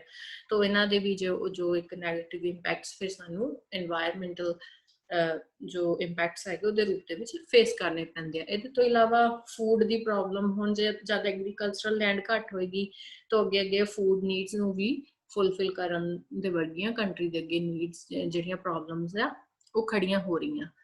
ਸੋ ਨਾ ਕਿ ਇਕੱਲੀ ਅਨਇੰਪਲੋਇਮੈਂਟ ਦੀ ਕੰਟਰੀ 'ਚ ਪ੍ਰੋਬਲਮ ਆ, ਅੰਡਰ ਇੰਪਲੋਇਮੈਂਟ ਵੀ। ਜਿਸ ਤਰ੍ਹਾਂ ਮੈਂ ਦੱਸਿਆ ਕਿ ਅੰਡਰ ਇੰਪਲੋਇਮੈਂਟ ਦਾ ਮਤਲਬ ਕੀ ਆ, ਜਾਂ ਤੇ ਪਰਸਨ ਨੂੰ ਉਹਦੀ ਕੁਆਲੀਫਿਕੇਸ਼ਨ ਦੇ ਅਕੋਰਡਿੰਗ ਕੰਮ ਨਹੀਂ ਮਿਲ ਰਿਹਾ, ਜਾਂ ਫਿਰ ਉਹਨੂੰ ਉਹਦੀ ਕੁਆਲੀਫਿਕੇਸ਼ਨ ਦੇ ਮੁਕਾਬਲੇ ਉਹਦੀ ਸਰਵਿਸ ਦੇ ਮੁਕਾਬਲੇ ਪੇਮੈਂਟ ਘੱਟ ਮਿਲ ਰਹੀ ਆ, ਜਾਂ ਫਿਰ ਉਹਨੂੰ ਕੰਮ ਜਿਹੜਾ ਹੈ ਉਹ ਘੱਟ ਟਾਈਮ ਲਈ ਮਿਲ ਰਿਹਾ ਹੈ, ਕੋਈ ਪਾਰਟ ਟਾਈਮ ਵਰਕ ਮਿਲ ਰਿਹਾ ਹੈ, ਜਾਂ ਸਾਲ ਦੇ ਵਿੱਚ ਕੋਈ ਸੀਜ਼ਨਲ ਵਰਕ ਮਿਲ ਰਿਹਾ। ਤਾਂ ਇਹ ਸਾਰੇ ਅਸੀਂ ਅੰਡਰ ਇੰਪਲੋਇਮੈਂਟ ਦੇ ਅੰਡਰ ਦੇਖ ਸਕਦੇ ਹਾਂ। ਦਸੰਬਰ 2015 ਦੇ ਡਾਟਾ ਦੇ ਅਕੋਰਡਿੰਗ ਅਗਰ ਕੰਟਰੀ ਦੇ ਵਿੱਚ ਅਸੀਂ ਦੇਖੀਏ, ਜੋ ਕਿ ਗਵਰਨਮੈਂਟ ਨੇ ਇੰਪਲੋਇਮੈਂਟ ਐਕਸਚੇਂਜਸ ਬਣਾਈਆਂ ਹੈ, ਜਿਹਦੇ ਵਿੱਚ ਕਿ ਕੋਈ ਵੀ ਇੱਕ ਅਨਐਮਪਲੋਇਡ ਪਰਸਨ ਹੈ ਉਹ ਆਪਣੇ ਆਪ ਨੂੰ ਰਜਿਸਟਰ ਕਰ ਸਕਦਾ ਆ। ਸੋ 969 ਇੰਪਲੋਇਮੈਂਟ ਐਕਸਚੇਂਜਸ ਦੇ ਵਿੱਚ ਦਸੰਬਰ 2015 ਦੇ ਵਿੱਚ 4.35 ਕਰੋੜ ਜੋ ਅਨਇੰਪਲੋਇਡ ਪਰਸਨ ਰਜਿਸਟਰਡ ਆ, ਔਰ ਇਹ ਸਿਰਫ ਉਹ ਲੋਕਾਂ ਦਾ ਨੰਬਰ ਹੈ ਜਿਨ੍ਹਾਂ ਨੇ ਕਿ ਆਪਣੇ ਆਪ ਨੂੰ ਰਜਿਸਟਰ ਕੀਤਾ ਹੈ। ਹੁਣ ਇਹਦੇ ਵਿੱਚ ਬਹੁਤ ਸਾਰੀ ਕੰਟਰੀ ਦੇ ਵਿੱਚ ਐਸੇ ਲੋਕ ਵੀ ਹੋਣਗੇ ਜਿਨ੍ਹਾਂ ਨੇ ਕਿ ਕਦੇ ਆਪਣੇ ਆਪ ਨੂੰ ਇਹਨਾਂ ਐਕਸਚੇਂਜਸ ਦੇ ਵਿੱਚ ਜੋ ਹੈ ਉਹ ਰਜਿਸਟਰ ਹੀ ਨਹੀਂ ਕੀਤਾ ਜਾ ਕੇ। ਸੋ ਕੈਪੀਟਲ ਦੀ ਘਾਟ ਹੈ। ਕੈਪੀਟਲ ਦੀ ਘਾਟ ਦਾ ਮਤਲਬ ਕੀ ਹੈ ਕਿ ਨਿਊ ਜੋ ਮਸ਼ੀਨਰੀ ਹੈ ਜਾਂ ਇਕਵਿਪਮੈਂਟਸ ਹੈ, ਟੂਲਸ ਹੈ, ਉਹਨਾਂ ਦੀ ਦੇਸ਼ ਦੇ ਵਿੱਚ ਘਾਟ ਹੈ। तो 1950-51 ਦੀ ਗੱਲ ਕਰੀਏ ਤਾਂ ਨੈਸ਼ਨਲ ਇਨਕਮ ਦਾ ਸਿਰਫ 9% ਜਿਹੜਾ ਸੀਗਾ ਉਹ ਸੇਵ ਕੀਤਾ ਜਾ ਰਿਹਾ ਸੀ। ਸੋ ਲੋ ਪਰ ਕੈਪੀਟਾ ਜੋ ਲੋ ਰੇਟ ਆਫ ਕੈਪੀਟਲ ਫਾਰਮੇਸ਼ਨ ਹੈ ਉਹਦੇ ਕਰਕੇ ਜੋ ਨੈਸ਼ਨਲ ਆਊਟਪੁੱਟ ਹੈ ਉਹਦੇ ਵਿੱਚ ਇਨਕਰੀਜ਼ ਨਹੀਂ ਹੋ ਪਾਉਂਦਾ। ਅਗਰ ਨਿਊ ਐਡੀਸ਼ਨ ਨਹੀਂ ਹੋ ਰਹੀ, ਨਵੀਆਂ ਮਸ਼ੀਨਰੀ ਨਹੀਂ ਆ ਰਹੀ, ਨਵੀਆਂ ਬਿਲਡਿੰਗਸ ਨਹੀਂ ਬਣ ਰਹੀਆਂ, ਕੋਈ ਨਵੀਂ ਕੈਪੀਟਲ ਨਹੀਂ ਦੇਸ਼ ਦੇ ਵਿੱਚ ਇਨਕਰੀਜ਼ ਹੋ ਰਹੀ, ਤਾਂ ਉਹਦੇ ਤੋਂ ਅੱਗੇ ਆਊਟਪੁੱਟ ਕਿੱਦਾਂ ਇਨਕਰੀਜ਼ ਹੋਏਗੀ। ਸੋ ਉਹਦੇ ਵਾਸਤੇ ਬਹੁਤ ਜ਼ਰੂਰੀ ਹੈ ਕਿ ਜਿਹੜੇ GDP ਦਾ ਇੱਕ ਲਾਰਜ ਸ਼ੇਅਰ ਹੈਗਾ ਉਹਨੂੰ ਅਸੀਂ ਰੀਇਨਵੈਸਟ ਕਰੀਏ, ਜਿਹਦੇ ਨਾਲ ਕਿ ਅੱਗੇ ਹੋਰ ਜ਼ਿਆਦਾ ਕੈਪੀਟਲ ਜਿਹੜੀ ਆ ਉਹ ਇਨਕਰੀਜ਼ ਹੋਵੇ। ਹੁਣ 2016-17 ਦੇ ਵਿੱਚ ਦੇਖੀਏ rate of gross domestic savings ਜਿਹੜਾ 30% ਸੀ।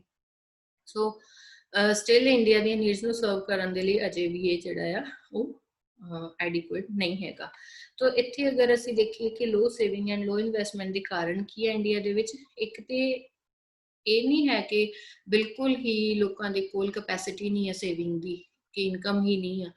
ਜਿਹੜੇ ਸੈਕਸ਼ਨ ਦੀ ਇਨਕਮ ਵੀ ਜ਼ਿਆਦਾ ਹੈ, ਜਾਂ ਰਿਚ ਕਲਾਸ ਆ ਜਿਨ੍ਹਾਂ ਦੇ ਕੋਲ ਸੇਵਿੰਗ ਦੀ ਕੈਪੈਸਿਟੀ ਵੀ ਹੈ, ਉਹਨਾਂ ਦੇ ਵਿੱਚ ਵੀ ਸੇਵਿੰਗ ਦੀ ਜੋ ਟੈਂਡੈਂਸੀ ਹੈ ਉਹਦੀ ਘਾਟ ਹੈ। ਜ਼ਿਆਦਾਤਰ ਲੋਕ ਕੀ ਕਰਦੇ ਆ ਕਿ ਜੋ ਲਗਜ਼ਰੀ ਗੁੱਡਸ ਜਾਂ ਗੁੱਡਸ ਖਰੀਦਣ ਤੇ ਜਾਂ ਇਸ ਤਰ੍ਹਾਂ ਦੇ ਲੈਵਿਸ਼ ਜਿਹੜੇ ਉਹ ਐਕਸਪੈਂਡੀਚਰ ਆ ਉਹਨੂੰ ਪ੍ਰੈਫਰ ਕਰਦੇ ਆ rather to spend it on any productive activity. So banking facilities ਦੀ ਘਾਟ ਹੋਣ ਕਰਕੇ ਵੀ ਪ੍ਰੋਬਲਮ ਆਉਂਦੀ ਹੈ ਕਿ ਸੇਵਿੰਗ ਚੈਨਲਾਈਜ਼ ਨਹੀਂ ਹੋ ਪਾਉਂਦੀਆਂ। ਸੋ ਇਹ ਸਭ ਕਈ ਕਾਰਨ ਹੈਗੇ ਜਿਹਦੇ ਕਰਕੇ ਕਿ ਇੰਡੀਆ ਦੇ ਵਿੱਚ ਸੇਵਿੰਗਸ ਐਂਡ ਇਨਵੈਸਟਮੈਂਟ ਸਟਿਲ ਲੋ ਬਣੀ ਹੋਈ ਹੈ। ਸੋ ਨੈਚੁਰਲ ਰਿਸੋਰਸਿਸ ਦੀ ਬਹੁਤ ਜਿਹੜੀ ਆ ਅਜੇ ਯੂਟੀਲਾਈਜੇਸ਼ਨ ਪ੍ਰੋਪਰਲੀ ਅਸੀਂ ਨਹੀਂ ਕਰ ਪਾਏ। ਸੋ ਜਿਸ ਤਰ੍ਹਾਂ ਅਸੀਂ ਵਾਟਰ ਰਿਸੋਰਸਿਸ ਦੀ ਗੱਲ ਕਰੀਏ ਕੰਟਰੀ ਦੇ ਵਿੱਚ ਸਿਰਫ 1/5 of countries water resources have been utilized. ਤਾਂ ਨੈਚੁਰਲ ਰਿਸੋਰਸਿਸ ਤਾਂ ਹੈ, ਜਾਂ ਤੇ ਸਾਨੂੰ ਉਹਨੂੰ ਹਾਰਨੈਸ ਕਰਨ ਦੇ ਲਈ ਟੈਕਨੋਲੋਜੀ ਦੀ ਜਾਣਕਾਰੀ ਨਹੀਂ ਆ, ਜਾਂ ਫਿਰ ਸਾਡੇ ਕੋਲ ਇੰਨਾ ਕੈਪੀਟਲ ਨਹੀਂ ਹੈ, ਇੰਨੀ ਇਨਵੈਸਟਮੈਂਟ ਨਹੀਂ ਹੈ ਕਿ ਅਸੀਂ ਉਹਨਾਂ ਨੂੰ ਪ੍ਰੋਪਰਲੀ ਹਾਰਨੈਸ ਕਰ ਪਾਈਏ। ਤਾਂ ਕਿਤੇ ਨਾ ਕਿਤੇ ਇਹ ਵੀ ਜੋ ਇੱਕ ਅੰਡਰ ਡਿਵੈਲਪ ਇਕੋਨਮੀ ਦੇ ਤੌਰ ਤੇ ਅਸੀਂ ਇੰਡੀਅਨ ਇਕੋਨਮੀ ਦਾ ਫੀਚਰ ਦੇਖ ਸਕਦੇ ਹਾਂ।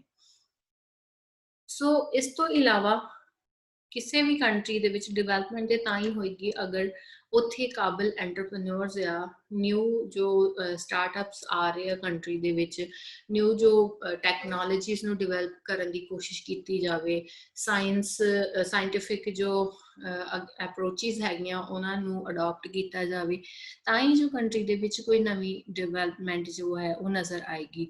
ਲੇਕਿਨ ਇੰਡੀਆ ਦੇ ਵਿੱਚ ਏਬਲ ਐਂਟਰਪ੍ਰੈਨਿਓਰਸ ਦੀ ਬਹੁਤ ਜ਼ਿਆਦਾ ਸ਼ਾਰਟੇਜ ਹੈ। तो इस करके भी इत्थे किते ना किते जो डिवेलपमेंट का प्रोसैस है वो स्लो देखने को मिलता है।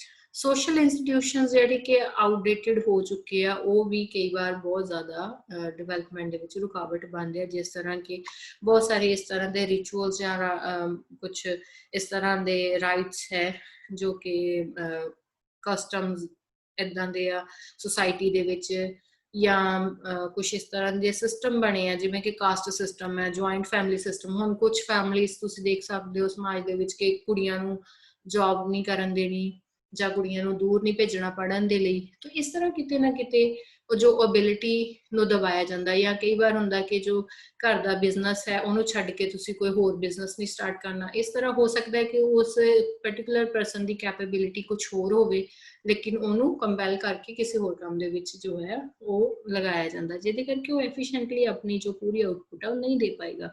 ਸੋ ਇਸ ਤਰ੍ਹਾਂ ਆਊਟਡੇਟਡ ਸੋਸ਼ਲ ਇੰਸਟੀਟਿਊਸ਼ਨ ਜਿਹੜੇ ਹੈਗੇ ਆ ਉਹ ਵੀ ਕਿਤੇ ਨਾ ਕਿਤੇ ਕੰਟਰੀ ਦੀ ਜੋ ਇਹ ਬੈਕਵਰਡਨੈਸ ਨੂੰ ਦੂਰ ਕਰਨ ਦੇ ਵਿੱਚ ਜਾਂ ਅੰਡਰ ਡਿਵੈਲਪਮੈਂਟ ਨੂੰ ਦੂਰ ਕਰਨ ਦੇ ਵਿੱਚ ਰੁਕਾਵਟ ਕ੍ਰੀਏਟ ਕਰਦੇ ਆ। ਹਿਊਮਨ ਕੈਪੀਟਲ ਜਿਹੜੀ ਆ ਉਹ ਜ਼ਿਆਦਾ ਅੱਛੀ ਕੁਆਲਿਟੀ ਦੀ ਨਹੀਂ ਹੈ। ਹਿਊਮਨ ਕੈਪੀਟਲ ਦਾ ਮਤਲਬ ਕੀ ਹੈ ਕਿ ਇੱਕ ਹੈਲਦੀ ਪਰਸਨ, ਇੱਕ ਲਿਟਰੇਟ ਪਰਸਨ ਜਿਹੜਾ ਕਿ ਕੰਟਰੀ ਦੇ ਲਈ ਪ੍ਰੋਡਕਟਿਵਲੀ ਕੰਟਰੀਬਿਊਟ ਕਰ ਸਕਦਾ ਹੈ ਕੰਟਰੀ ਦੀ ਡਿਵੈਲਪਮੈਂਟ ਦੇ ਵਿੱਚ। ਹੁਣ ਇੱਕ ਪੜ੍ਹਿਆ ਲਿਖਿਆ ਪਰਸਨ ਜਿਹੜਾ ਕਿ ਤੰਦਰੁਸਤ ਆ, ਹੈਲਦੀ ਆ, ਉਹ ਕੰਮ ਕਰੇਗਾ, ਚਾਹੇ ਉਹ ਜੌਬ ਕਰ ਰਿਹਾ, ਚਾਹੇ ਉਹ ਬਿਜ਼ਨਸ ਕਰ ਰਿਹਾ, ਉਹ ਕੰਟਰੀ ਦੀ ਡਿਵੈਲਪਮੈਂਟ ਦੇ ਵਿੱਚ ਹੈਲਪ ਕਰ ਰਿਹਾ, ਚਾਹੇ ਉਹ ਆਪਣੀ ਸਰਵਿਸ ਪ੍ਰੋਵਾਈਡ ਕਰ ਰਿਹਾ ਕੰਟਰੀ ਨੂੰ, ਚਾਹੇ ਉਹ ਕੋਈ ਨਵਾਂ ਪ੍ਰੋਡਕਟ ਬਣਾ ਰਿਹਾ, ਤਾਂ ਕਿਸੇ ਨਾ ਕਿਸੇ ਤਰ੍ਹਾਂ ਉਹ ਜਿਹੜਾ ਉਹ ਹੈਲਪ ਕਰ ਰਿਹਾ। ਲੇਕਿਨ ਇੰਡੀਆ ਦੇ ਵਿੱਚ ਹਿਊਮਨ ਕੈਪੀਟਲ ਦੀ ਕੁਆਲਿਟੀ ਜਿਹੜੀ ਹੈਗੀ ਆ ਉਹ ਕੰਪੈਰੇਟਿਵਲੀ ਲੋ ਆ। ਦੈਟ ਮੀਨਸ ਕਿ ਐਜੂਕੇਸ਼ਨ ट्रेनिंग की गल करिए, प्रोफैशनलिज्म की गल करिए, एंटरप्रेन्योरियल जो स्किल्स हैगी उन्हां दी गल करिए, तो इन्हां सारियां चीज़ां की घाट, हैल्थ इंडिकेटर्स ज़्यादा अच्छे नहीं है। तो ये सारियां प्रॉब्लम्स के करके लो ह्यूमन कैपिटल जिहड़ी है उस इंडिया दे विच देख सकते हैं, जिहदे करके कि लोग जो है वो डिवेलपमेंट के प्रोसैस दे विच पूरी तरह कंट्रीब्यूट नहीं कर पाते। सो टैक्नोलॉजी पुअर है, अप टू डेटेड टैक्नोलॉजी नहीं है। इकोनॉमी के अगे वैसे भी एक बहुत बड़ा डायलेमा है कि अगर तो सारी पॉपूलेशन को काम देना है तो मैकेनाइजेशन की प्रोसैस नहीं की जा सकती, बिकॉज अगर सारे काम मशीन्स करनगियां तो फिर जो इन्नी ज़्यादा पॉपूलेशन है वो होर भी अनएम्पलॉयड हो जाएगी। सो कंट्री के अगे एक बहुत बड़ा डायलेमा भी है। इस तो इलावा असीं जिद्दां एग्रीकल्चर सैक्टर की गल करिए, अजे भी एग्रीकल्चर कुछ स्टेट्स नूं छड्ड के कंट्री दियां कुछ स्टेट जिन्हां दे विच एग्रीकल्चर ने काफ़ी डिवेलपमेंट की। फॉर एग्जाम्पल नॉर्दर्न स्टेट्स की गल करिए, पंजाब है, हरियाणा है, यूपी का कुछ पार्ट काफ़ी ज़्यादा डिवेलप्ड एग्रीकल्चर है। लेकिन होर जिद्दां असी स्टेट्स की गल करिए, ईस्टर्न स्टेट्स की गल करिए, या बिहार, झारखंड, मध्य प्रदेश, इन्हां अजे भी इन्हां स्टेट्स दे विच एग्रीकल्चर काफ़ी ज़्यादा बैकवर्ड है। अजे भी कोई मॉडर्न इक्विपमेंट्स अवेलेबल नहीं है एग्रीकल्चर के लिए। तो ये सारिया चीज़ां जिहड़ियां हैं जिहदे करके अजे भी कंट्री दे विच जो पुअर टैक्नोलॉजी की वजह के नाल प्रॉपर डिवेलपमेंट नहीं हो पा रही। इंडस्ट्री दे विच भी प्रॉपर जो हाईटैक मशीनरी है या टैक्नीक्स है उन्हां दी घाट है। ड्यूलिस्टिक इकनॉमिक स्ट्रक्चर आ, एक पासे हाईली डिवेलप्ड सर्विस सैक्टर आ जो अर्बन एरियाज असीं देखते हैं, इंडस्ट्रीयल सैक्टर डिवेलप है। दूजे पासे रूरल एरियाज दे विच अज भी सबसिस्टेंस सैक्टर हो एग्रीकल्चर, जिहदे विच कि इन्नी ज़्यादा इनकम जनरेट नहीं हो पा रही कि फार्मर्स रूरल पीपल जिहड़े हैगे जिहड़े कि कोई कॉटेज इंडस्ट्रीज दे ते डिपेंड करदे आ जां होर कोई छोटे मोटे जिन्हां दे रोजगार है कि वो कोई ज़्यादा सेविंग नहीं कर पा रहे, कोई इन्वेस्टमेंट फर्दर नहीं कर पा रहे, तो जिहदे करके उन्हां दी इनकम स्टिल लो बनी हुई है। तो एक पासे हाईली डिवेलप्ड सैक्टर आ, दूसरे पासे अजे भी सबसिस्टेंस सैक्टर आ जिहदे विच कि पॉवर्टी है। सो मिक्सड इकोनॉमी के तौर पर इंडियन इकोनॉमी के फीचर्स की गल करिए तो दोनों तरह के सैक्टर इंडियन इकोनॉमी के विच है, पब्लिक सैक्टर भी है और दूसरे पासे जो प्राइवेट सैक्टर है उसकी भी एग्जिस्टेंस है। ਪਬਲਿਕ ਸੈਕਟਰ ਦੀ ਗੱਲ ਕਰੀਏ ਤਾਂ ਜੋ ਇੰਡਸਟਰੀਅਲ ਪਾਲਿਸੀ 1991 ਦੇ ਵਿੱਚ ਇੰਡੀਆ ਦੇ ਵਿੱਚ ਬਣਾਈ ਗਈ, ਉਸ ਪਾਲਿਸੀ ਦੇ ਅੰਡਰ ਸਿਰਫ 2 ਹੀ ਐਸੇ ਸੈਕਟਰ ਜੋ ਹਨ ਜੋ ਕਿ ਪਬਲਿਕ ਸੈਕਟਰ ਦੇ ਅੰਡਰ ਰੱਖੇ ਗਏ, ਬਾਕੀ ਸਾਰੇ ਸੈਕਟਰਸ ਨੂੰ ਪ੍ਰਾਈਵੇਟਾਈਜ਼ ਕਰ ਦਿੱਤਾ ਗਿਆ। ਸੋ ਇਸ ਵਕਤ ਐਟੋਮਿਕ ਐਨਰਜੀ ਐਂਡ ਰੇਲਵੇਜ਼ ਤੋਂ ਇਲਾਵਾ ਬਾਕੀ ਸਾਰੇ ਸੈਕਟਰ ਕੰਟਰੀ ਦੇ ਵਿੱਚ ਜੋ ਹਨ ਉਹ ਪ੍ਰਾਈਵੇਟ ਸੈਕਟਰ ਆ। ਸੋ ਈਵਨ ਅੱਜ ਅਸੀਂ railways and atomic energy sector ਦੇ ਵਿੱਚ ਵੀ ਪ੍ਰਾਈਵੇਟ ਪਾਰਟਿਸਿਪੇਸ਼ਨ ਨੂੰ ਦੇਖ ਸਕਦੇ ਹਾਂ। ਹੌਲੀ ਹੌਲੀ ਕਰਕੇ ਇਹਨਾਂ ਸੈਕਟਰਸ ਦੇ ਵਿੱਚ ਵੀ ਪ੍ਰਾਈਵੇਟ ਸੈਕਟਰ ਜੋ ਹੈ ਉਹਦੀ ਇਨਵੋਲਵਮੈਂਟ ਹੋ ਰਹੀ ਹੈ। ਸੋ ਇਸ ਤੋਂ ਇਲਾਵਾ 5 ਐਸੀਆਂ ਇੰਡਸਟਰੀਜ਼ ਹਨ ਕੰਟਰੀ ਦੇ ਵਿੱਚ ਜਿਨ੍ਹਾਂ ਨੂੰ ਕਿ ਪ੍ਰੋਡਕਸ਼ਨ ਤੋਂ ਪਹਿਲੇ ਗਵਰਨਮੈਂਟ ਤੋਂ ਲਾਇਸੈਂਸ ਲੈਣਾ ਪੈਂਦਾ ਹੈ। ਬਿਕਾਜ਼ ਇਹਦਾ ਵੀ ਇੱਕ ਰੀਜ਼ਨ ਹੈ ਕਿ ਇਹ ਜੋ ਇੰਡਸਟਰੀਜ਼ ਹੈਗੀਆਂ ਇਹਨਾਂ ਦੀ ਪ੍ਰੋਡਕਸ਼ਨ ਨੂੰ ਕੰਟਰੋਲ ਕਰਨਾ ਬਹੁਤ ਜ਼ਰੂਰੀ ਹੈ, ਅਦਰਵਾਈਜ਼ ਇਕੋਨਮੀ ਦੇ ਲਈ ਇਹਦੇ ਜੋ ਬੈਡ ਇਫੈਕਟਸ ਹੈਗੇ ਆ ਉਹ ਦੇਖੇ ਜਾ ਸਕਦੇ ਆ। ਸੋ ਇਹ 5 ਇੰਡਸਟਰੀਜ਼ ਸਾਡੇ ਕੋਲ ਹੈਗੀਆਂ: alcoholic products, tobacco products, defense equipments, industrial explosives and hazardous chemicals।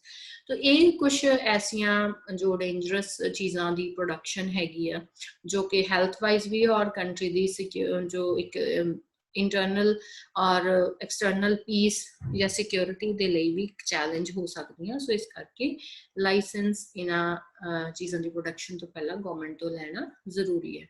तो बाकी जो भी रिमेनिंग जिन्ने भी सैक्टर बचते हैं वो सारे प्राइवेट सैक्टर के अंडर आते हैं। वो इंडस्ट्रीज है चाहे सर्विस सैक्टर है, प्राइवेट सैक्टर के अंडर आते हैं। तो अज अगर कंट्री दे विच देखिए तो चाहे नैशनल इनकम दे विच कॉन्ट्रीब्यूशन की गल करिए, चाहे असी एम्प्लॉयमेंट जनरेशन दे विच गल करिए, मेजर कॉन्ट्रीब्यूशन प्राइवेट सैक्टर की ही है। सो इस तो इलावा जो गवर्नमेंट ने ऐसी स्ट्रैटेजी अडॉप्ट की है जिहदे नाल कि प्राइवेट सैक्टर दी दे विच एक्सप्लोइटेशन नूं रोकिया जा सके। ये नहीं है कि अगर प्राइवेट सैक्टर दी कंट्री दे विच एग्जिस्टेंस है तो वो अपनी मनमर्जी दे नाल मोनोपली क्रिएट कर लें या फिर वर्कर्स की एक्सप्लोइटेशन होवे। इस चीज़ को प्रिवेंट करने के लिए गवर्नमेंट ने कुछ इस तरह की जो इस सैक्टर के लिए पॉलिसी तैयार की है जिहदे नाल कि वर्कर्स की भी और जो कंट्री की जिन्नी भी पॉपुलेशन है, पब्लिक है, उसके जो राइट्स है उन्होंने भी प्रोटेक्ट किया जा सके। सो ऐसे ही कुछ इस रूल्स एंड रेगूलेशन की गल करिए तो industries development and regulation act 1951 जिहड़ा गवर्नमेंट ऑफ इंडिया ने बनाया सी, तो इस एक्ट के अंडर प्राइवेट सैक्टर दियां जो इंडस्ट्रीज हैगियां उन्होंने इस तरह कंट्रोल किया जाएगा कि प्राइवेट सैक्टर जिहड़ा है वो लोगों नूं या लेबरर्स जिहड़े वर्कर है इन्हां इंडस्ट्रीज विच उन्हां नूं एक्सप्लॉइट ना कर सके अपने इंटरस्ट नूं पूरा करन दे लई। सो इस तो इलावा कोऑपरेटिव सैक्टर की कंट्री दे विच डिवेलपमेंट की गई। कोऑपरेटिव सोसाइटीज़ की हैगियां कि जो गवर्नमेंट दे जो इंस्टीट्यूशनस हैगे आ जो कि खास करके फाइनैंशियल नीड्स नूं कैटर करन दे लई बनाए गए आ, और जो पुअर पीपल है खास करके रूरल एरिया से जो लोग हैगे आ, फार्मर्स आ या कोई होर पिंडां दे विच जिहड़े सैल्फ इंपलॉयड लोग हैगे उन्हां दियां जो फाइनैंशियल नीड्स उन्हां नूं कैटर किया जा सके। तो उहदे वास्ते जो ये पुअर ते मिडिल क्लास पीपल हैगे उन्हां दे लई कोऑपरेटिव सैक्टर जिहड़ा सैटअप किया गया जो कि ना सिर्फ उन्हां नूं फाइनैंशियल हैल्प प्रोवाइड करवाउंदा, नाल दी नाल इस तो इलावा जिद्दां फार्मर्स हैगे आ उन्हां नूं प्रॉपर जो एग्रीकल्चरल डिवेलपमेंट्स दे नाल संबंधित जाणू करवाउणा, उन्हां नूं इक्विपमेंट्स प्रोवाइड करने, उन्हां नूं फर्टिलाइजर्स, इस तो बाद जो प्रोडक्शन हो गई प्रोडक्शन नूं सैल करन दे विच हैल्प करनी, तो सस्ते लोन्स प्रोवाइड करने, ये सारियां चीज़ां इस तरह दी जिहड़ियां सर्विसेज हैगियां कोऑपरेटिव सैक्टर वालों बहुत ही जिहड़ी घट खर्चे दे उपर ये रूरल एरियाज के लोगों नूं प्रोवाइड करवाए जाते हैं। सो इस तो इलावा गवर्नमेंट ने जो कुछ सैक्टर इदां दी इंडस्ट्रीज दे विच रखे सीगे कि कुछ प्रोडक्ट्स इदां दे होणगे जिन्हां दी प्रोडक्शन सिर्फ ये स्मॉल स्केल इंडस्ट्रीज जिहड़ियां कि रिजर्वड हैगियां वो ही उन्हां चीज़ां दी प्रोडक्शन कर सकदियां। ये इस करके इस तरह का स्टैप लिया गया सी ताकि किते इंडस्ट्रीलाइजेशन की प्रोसैस दे विच जो वड्डे वड्डे कारपोरेट्स हैगे आ उन्हां दे नाल ऑब्वियसली ये जो स्मॉल स्केल इंडस्ट्रीज आ वो कंपीट नहीं कर पाऊगियां, तो किते इन्हां दी एग्जिस्टेंस खत्म ना हो जाए। ये जो छोटे छोटे कारोबारां ते लोग डिपेंड करते हैं इंपलॉयड हैगे इन्हां विच, इन्हां दा काम जो है वो डिस्ट्रॉय ना हो जाए। उस चीज़ तो इन्हां दी प्रोटैक्शन दे लई जो कुछ इदां दे प्रोडक्ट सीगे ਜਿਹੜੇ ਕਿ ਗਵਰਨਮੈਂਟ ਨੇ ਰਿਜ਼ਰਵ ਕਰਤੀ ਕਿ ਉਹ ਸਿਰਫ ਸਮਾਲ ਸਕੇਲ ਜਾਂ ਕਾਟੇਜ ਇੰਡਸਟਰੀ ਦੇ ਵਿੱਚ ਹੀ ਉਹਨਾਂ ਦੀ ਪ੍ਰੋਡਕਸ਼ਨ ਹੋ ਸਕਦੀ ਹੈ। ਸੋ ਜੋ ਇਸ ਤਰ੍ਹਾਂ ਦੀ ਸਮਾਲ ਸਕੇਲ ਇੰਡਸਟਰੀਜ਼ ਦੇ ਲਈ ਮਾਰਚ 2014 ਦੀ ਪਾਲਿਸੀ ਦੇ ਵਿੱਚ 20 ਆਈਟਮਸ ਸੀਗੀਆਂ ਜਿਨ੍ਹਾਂ ਦੀ ਕਿ ਪ੍ਰੋਡਕਸ਼ਨ ਨੂੰ ਰਿਜ਼ਰਵ ਰੱਖਿਆ ਗਿਆ ਸੀ ਸਮਾਲ ਸਕੇਲ ਸੈਕਟਰ ਦੇ ਲਈ। ਇਸ ਤੋਂ ਬਾਅਦ 2015-16 ਦੇ ਵਿੱਚ ਜਿਹੜਾ ਹੈ ਇਹ ਸਮਾਲ ਸਕੇਲ ਇੰਡਸਟਰੀਜ਼ ਨੂੰ ਡੀ ਰਿਜ਼ਰਵ ਕਰ ਦਿੱਤਾ ਗਿਆ। ਦੈਟ ਮੀਨਸ ਕਿ ਹੁਣ ਕੋਈ ਵੀ ਇਦਾਂ ਦੇ ਪ੍ਰੋਡਕਟਸ ਨਹੀਂ ਹੈ ਜਿਹੜੇ ਕਿ ਸਮਾਲ ਸਕੇਲ ਇੰਡਸਟਰੀ ਦੇ ਲਈ ਰਿਜ਼ਰਵ ਹੋਣ। ਹੁਣ ਓਪਨ ਕੰਪੀਟੀਸ਼ਨ ਹੈ, ਕੋਈ ਵੀ ਪ੍ਰੋਡਕਟ ਚਾਹੇ ਉਹ ਸਮਾਲ ਸਕੇਲ ਇੰਡਸਟਰੀ ਹੈ ਚਾਹੇ ਉਹ ਲਾਰਜ ਸਕੇਲ ਇੰਡਸਟਰੀ ਹੈ, ਕੋਈ ਵੀ ਪ੍ਰੋਡਕਟ ਆਪਣੀ ਮਰਜ਼ੀ ਦੇ ਨਾਲ ਉਹ ਬਣਾ ਸਕਦੇ ਹਨ। ਲੇਕਿਨ ਲਾਇਸੈਂਸਡ ਜੋ ਸੈਕਟਰ ਦੀ ਅਸੀਂ ਗੱਲ ਕੀਤੀ ਹੈ ਉਹਦੇ ਵਿੱਚ ਜੋ ਜਿਹੜੀਆਂ ਵੀ ਪ੍ਰੋਡਕਟਸ ਆਉਂਦੇ ਆ ਉਹਨਾਂ ਨੂੰ ਬਣਾਉਣ ਦੇ ਲਈ ਲਾਇਸੈਂਸ ਲੈਣਾ ਹੀ ਪਏਗਾ regardless of small scale industry ਔਰ ਲਾਰਜ ਸਕੇਲ ਇੰਡਸਟਰੀ।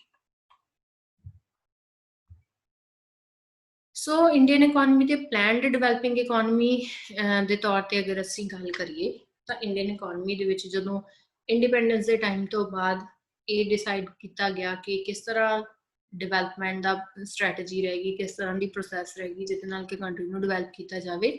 ਤਾਂ ਉਸ ਵੇਲੇ ਸਾਡੇ ਜੋ ਪ੍ਰਾਈਮ ਮਿਨਿਸਟਰ ਜਵਾਹਰ ਲਾਲ ਨਹਿਰੂ ਜੀ ਦੀ ਲੀਡਰਸ਼ਿਪ ਦੇ ਵਿੱਚ 5 ਈਅਰ ਪਲੈਨਿੰਗ ਦਾ ਮਾਡਲ ਜਿਹੜਾ ਇਹ ਕੰਟਰੀ ਦੇ ਵਿੱਚ ਅਡਾਪਟ ਕੀਤਾ ਗਿਆ। ਇਹਦੇ ਅਕੋਰਡਿੰਗ ਹੁਣ ਤੱਕ 2017 ਤੱਕ 12 5 ਈਅਰ ਪਲਾਨਸ ਆਏ ਆ। ਹੁਣ ਇਹ ਜੋ 5 ਈਅਰ ਪਲੈਨਿੰਗ ਹੈ ਇਹਨੂੰ ਖਤਮ ਕਰ ਦਿੱਤਾ ਗਿਆ ਹੈ।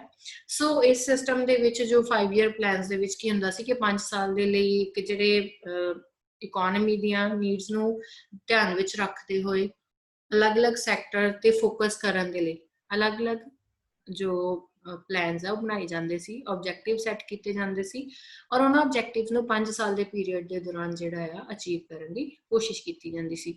ਸੋ ਇੱਥੇ ਅਸੀਂ ਟਾਈਮਲਾਈਨ ਦੇਖ ਸਕਦੇ ਹਾਂ ਇਹਨਾਂ 5 ਈਅਰ ਪਲਾਨਸ ਦੀ, ਵਿੱਚ ਅਸੀਂ ਦੇਖ ਸਕਦੇ ਹਾਂ ਕਿ ਜਿਸ ਤਰ੍ਹਾਂ 66 ਤੋਂ ਬਾਅਦ 4th ਪਲਾਨ ਜਦੋਂ ਆਇਆ ਉਹ ਆਇਆ 69 ਦੇ ਵਿੱਚ। ਦੈਟ ਮੀਨਸ ਕਿ 66 ਤੋਂ ਬਾਅਦ 67 68 ਐਂਡ 69 ਦੇ ਵਿੱਚ ਤੱਕ 69 ਦੇ ਪੀਰੀਅਡ ਤੱਕ ਕੋਈ ਵੀ ਸਾਡੇ ਕੋਲ 5 ਈਅਰ ਪਲਾਨ ਜਿਹੜਾ ਸੀ ਉਹ ਨਹੀਂ ਸੀ। ਸੋ ਇਹ 66 ਤੋਂ 68 ਦੇ ਦੌਰਾਨ 2 ਸਾਲ, ਇਸ ਤੋਂ ਬਾਅਦ ਐਸਾ ਹੀ ਅਸੀਂ ਦੇਖ ਸਕਦੇ ਹਾਂ 1974 to 78 ਤੱਕ ਜਿਹੜਾ 5th 5 ਈਅਰ ਪਲਾਨ ਸੀ। ਉਹਦੇ ਤੋਂ ਬਾਅਦ ਫਿਰ ਜਿਹੜਾ 6th 5 ਈਅਰ ਪਲਾਨ ਆ ਉਹ ਸ਼ੁਰੂ ਹੋਇਆ 80 ਦੇ ਵਿੱਚ। ਦੈਟ ਮੀਨਸ ਕਿ 1 ਸਾਲ ਦਾ ਇੱਥੇ ਵੀ ਗੈਪ ਹੈ। ਇਸੇ ਤਰ੍ਹਾਂ 1985 to 97th 5 ਈਅਰ ਪਲਾਨ ਦਾ ਟਾਈਮ ਸੀ। ਇਸ ਤੋਂ ਬਾਅਦ ਜਦੋਂ 8th 5 ਈਅਰ ਪਲਾਨ ਸ਼ੁਰੂ ਹੋਇਆ ਉਹ ਸ਼ੁਰੂ ਹੋਇਆ 92 ਦੇ ਵਿੱਚ। ਦੈਟ ਮੀਨਸ ਕਿ 3 ਇਸ ਤਰ੍ਹਾਂ ਦੇ ਟਾਈਮ ਪੀਰੀਅਡ ਸਾਨੂੰ ਦੇਖਣ ਨੂੰ ਮਿਲਦੇ ਜਿਨ੍ਹਾਂ ਦੇ ਵਿੱਚ ਕਿ ਕੋਈ ਵੀ 5 ਈਅਰ ਪਲਾਨ ਕੰਮ ਨਹੀਂ ਕਰ ਰਿਹਾ ਸੀ। ਇਹਨੂੰ ਅਸੀਂ ਪਲਾਨ ਹੌਲੀਡੇ ਵੀ ਕਹਿੰਦੇ ਆ। ਅਗਰ ਤੁਹਾਨੂੰ ਕਦੇ ਕੁਐਸਚਨ ਪੁੱਛ ਲਿਆ ਜਾਵੇ ਕਿ ਪਲਾਨ ਹੌਲੀਡੇਜ਼ ਕੀ ਸੀ ਤਾਂ ਪਲਾਨ ਹੌਲੀਡੇ ਦਾ ਮਤਲਬ ਕਿ ਜਦੋਂ ਇੰਡੀਅਨ ਇਕੋਨਮੀ ਦੇ ਵਿੱਚ ਕੋਈ ਵੀ 5 ਈਅਰ ਪਲਾਨ ਨਹੀਂ ਚੱਲ ਰਿਹਾ ਸੀ ਉਸ ਵਕਤ ਫਿਰ ਇਸ ਟਾਈਮ ਪੀਰੀਅਡ ਦੇ ਦੌਰਾਨ ਜਿਹੜੇ ਆ ਉਹ 1-1 ਸਾਲ ਦੇ ਰੋਲਿੰਗ ਪਲਾਨਸ ਜਿਹੜੇ ਬਣਾਏ ਗਏ ਸੀ ਕੰਟਰੀ ਦੇ ਵਿੱਚ। ਤਾਂ ਇਹ 3 ਟੋਟਲ ਇਸ ਤਰ੍ਹਾਂ ਦੇ ਪਲਾਨ ਹੌਲੀਡੇਜ਼ ਇੰਡੀਅਨ ਇਕੋਨਮੀ ਦੇ ਵਿੱਚ ਰਹੇ ਆ 1951 ਤੋਂ ਲੈ ਕੇ 2017 ਤੱਕ। ਸੋ ਅਗਰ ਪ੍ਰੋਗਰੈਸ ਦੀ ਗੱਲ ਕਰੀਏ ਕਿ ਨਾ 5 ਈਅਰ ਪਲਾਨਸ ਦੇ ਦੌਰਾਨ ਕਿੰਨੀ ਕੁ ਜਿਹੜੀ ਕੰਟਰੀ ਦੇ ਵਿੱਚ ਪ੍ਰੋਗਰੈਸ ਹੋਈ ਆ ਤਾਂ ਉਹ ਅਸੀਂ ਇੱਥੋਂ ਡਾਟਾ ਦੀ ਸਪੋਰਟ ਦੇ ਨਾਲ ਦੇਖ ਸਕਦੇ ਹਾਂ। ਤਾਂ ਇੱਥੇ ਅਗਰ ਅਸੀਂ ਪਲਾਨਸ ਦੀ ਗੱਲ ਕਰੀਏ ਤਾਂ ਦੇਖ ਸਕਦੇ ਹਾਂ ਕਿ ਇਹ ਪਲਾਨਸ ਦੇ 12 ਜਿਹੜੇ ਸਾਡੇ ਕੋਲ 5 ਈਅਰ ਪਲਾਨਸ ਰਹੇ ਆ ਇਹਨਾਂ ਦੇ ਦੌਰਾਨ ਇੰਡੀਅਨ ਇਕੋਨਮੀ ਲਗਾਤਾਰ ਡਿਵੈਲਪਮੈਂਟ ਜਿਹੜੀ ਕਰਦੀ ਗਈ। ਸੋ ਨੈਸ਼ਨਲ ਇਨਕਮ ਦੇ ਵਿੱਚ ਲਗਾਤਾਰ ਸਾਨੂੰ ਗਰੋਥ ਜਿਹੜੀ ਆ ਦੇਖਣ ਨੂੰ ਮਿਲਦੀ ਰਹੀ। ਅਗਰ ਇੱਥੇ ਅਸੀਂ percentage growth of national income ਦੀ ਗੱਲ ਕਰੀਏ ਫਸਟ ਪਲਾਨ ਦੇ ਦੌਰਾਨ 3.6% ਜੋ ਗਰੋਥ ਰੇਟ ਨੈਸ਼ਨਲ ਇਨਕਮ ਦਾ ਰਿਹਾ।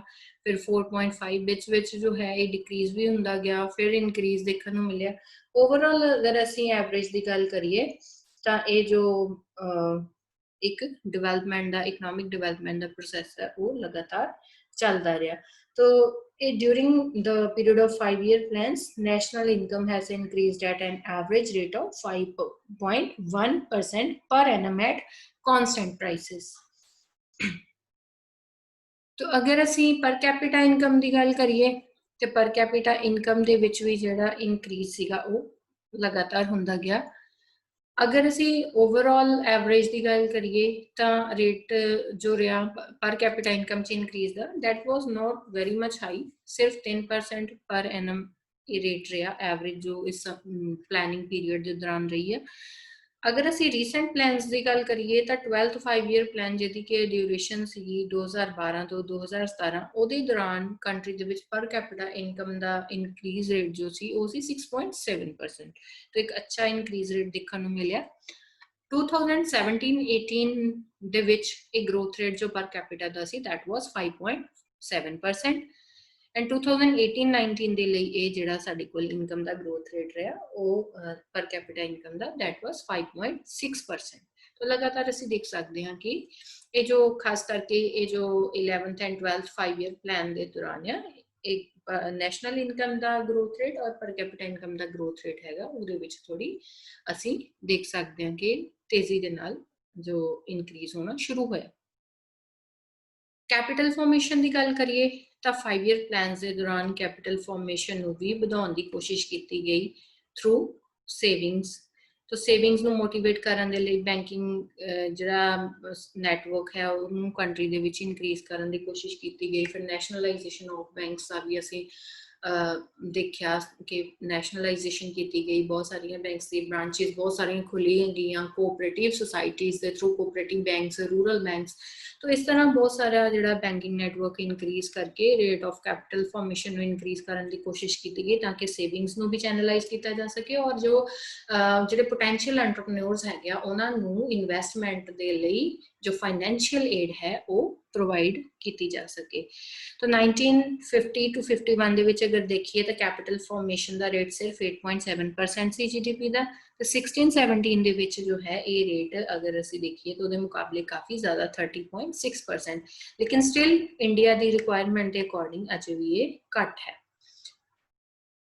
इस तो इलावा इंस्टीट्यूशनल रिफॉर्म्स की गल करिए एग्रीकल्चर एंड ग्रीन रेवोल्यूशन का जो फेज है इंडियन इकोनॉमी के विच आया, एक गोल्डन फेज है इंडियन एग्रीकल्चर के विच, बट इसका भी फायदा जो है वो पैन इंडिया लैवल पर देखने को नहीं मिला। कुछ ही स्टेट्स ऐसिया सन जिन्होंने कि ग्रीन रेवोल्यूशन का जो बैनीफिट ज़्यादा देखने को मिला, जिवें पंजाब, हरियाणा, यूपी का कुछ पार्ट। तो इन्हां दे विच ग्रीन रेवोल्यूशन आउण दे नाल एग्रीकल्चर सैक्टर की काफ़ी ज़्यादा डिवेलपमेंट हुई, बंपर जिहड़ी प्रोडक्शन है वो कंट्री दे विच हुई। तो सैल्फ सफिशिएंसी मिली सानूं जिहड़ी फूड कह सकते हो कि फूड क्रॉप्स की या खास करके अनाजां की प्रोडक्शन दे लई। तो फूड ग्रेन्स की प्रोडक्शन दे विच कंट्री नूं सैल्फ सफिशिएंसी मिली, जिहदे करके कंट्री दे विच अज असीं देखदे हां कि फूड ग्रेन्स दा एक्सपोर्ट भी किया जाता है। तो ਇਹਦਾ जो मेन रीजन सी खास करके एक तो जो कैमिकल फर्टिलाइजर की वरतों और दूजा जो हाई यील्ड वैरायटी सीड्स जिन्होंने असी HYV भी बोलते हैं उन्हों का यूज़ किया गया, जिस नाल एग्रीकल्चर के प्रोडक्शन जी सी मैनीफोल्ड इनक्रीज हो गई। इस तो इलावा इरीगेशन फैसिलिटीज़ इनक्रीज करने गवर्नमेंट ने किनिया कैनाल्स बनाइया और ट्यूबवैल्स वगैरह की जो इलैक्ट्रिसिटी प्रोवाइड करनी। तो फार्मर्स नूं ये सारिया फैसिलिटीज़ आने की वजह के नाल भी किते ना किते प्रोडक्टिविटी एंड प्रोडक्शन कंट्री दे विच एनहैंस हुई। सो इंडस्ट्रीज़ की डिवेलपमेंट की गल करिए तो कंट्री दे विच पब्लिक सैक्टर नूं एक्सपैंड करन दे नाल उस दे विच प्रोडक्टिविटी नूं सुधारन दे नाल प्राइवेटाइजेशन ते भी खास जोर दिता गया। तो प्राइवेटाइजेशन की वजह के नाल किते ना किते जो है वो एबिलिटीज़ और एफिशिएंसी दे विच इनक्रीज होया, जिहदे नाल कि कंट्री दे विच इंडस्ट्रीयल ग्रोथ भी असीं देख सकते हैं।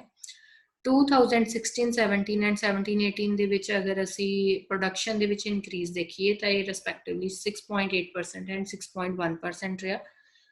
और ओवरऑल 11th प्लान की गल करिए तो इंडस्ट्रीयल प्रोडक्शन का ग्रोथ रेट 7.2% सी। सो ये भी लगातार हुण जो है वो इनक्रीज कर रहा है।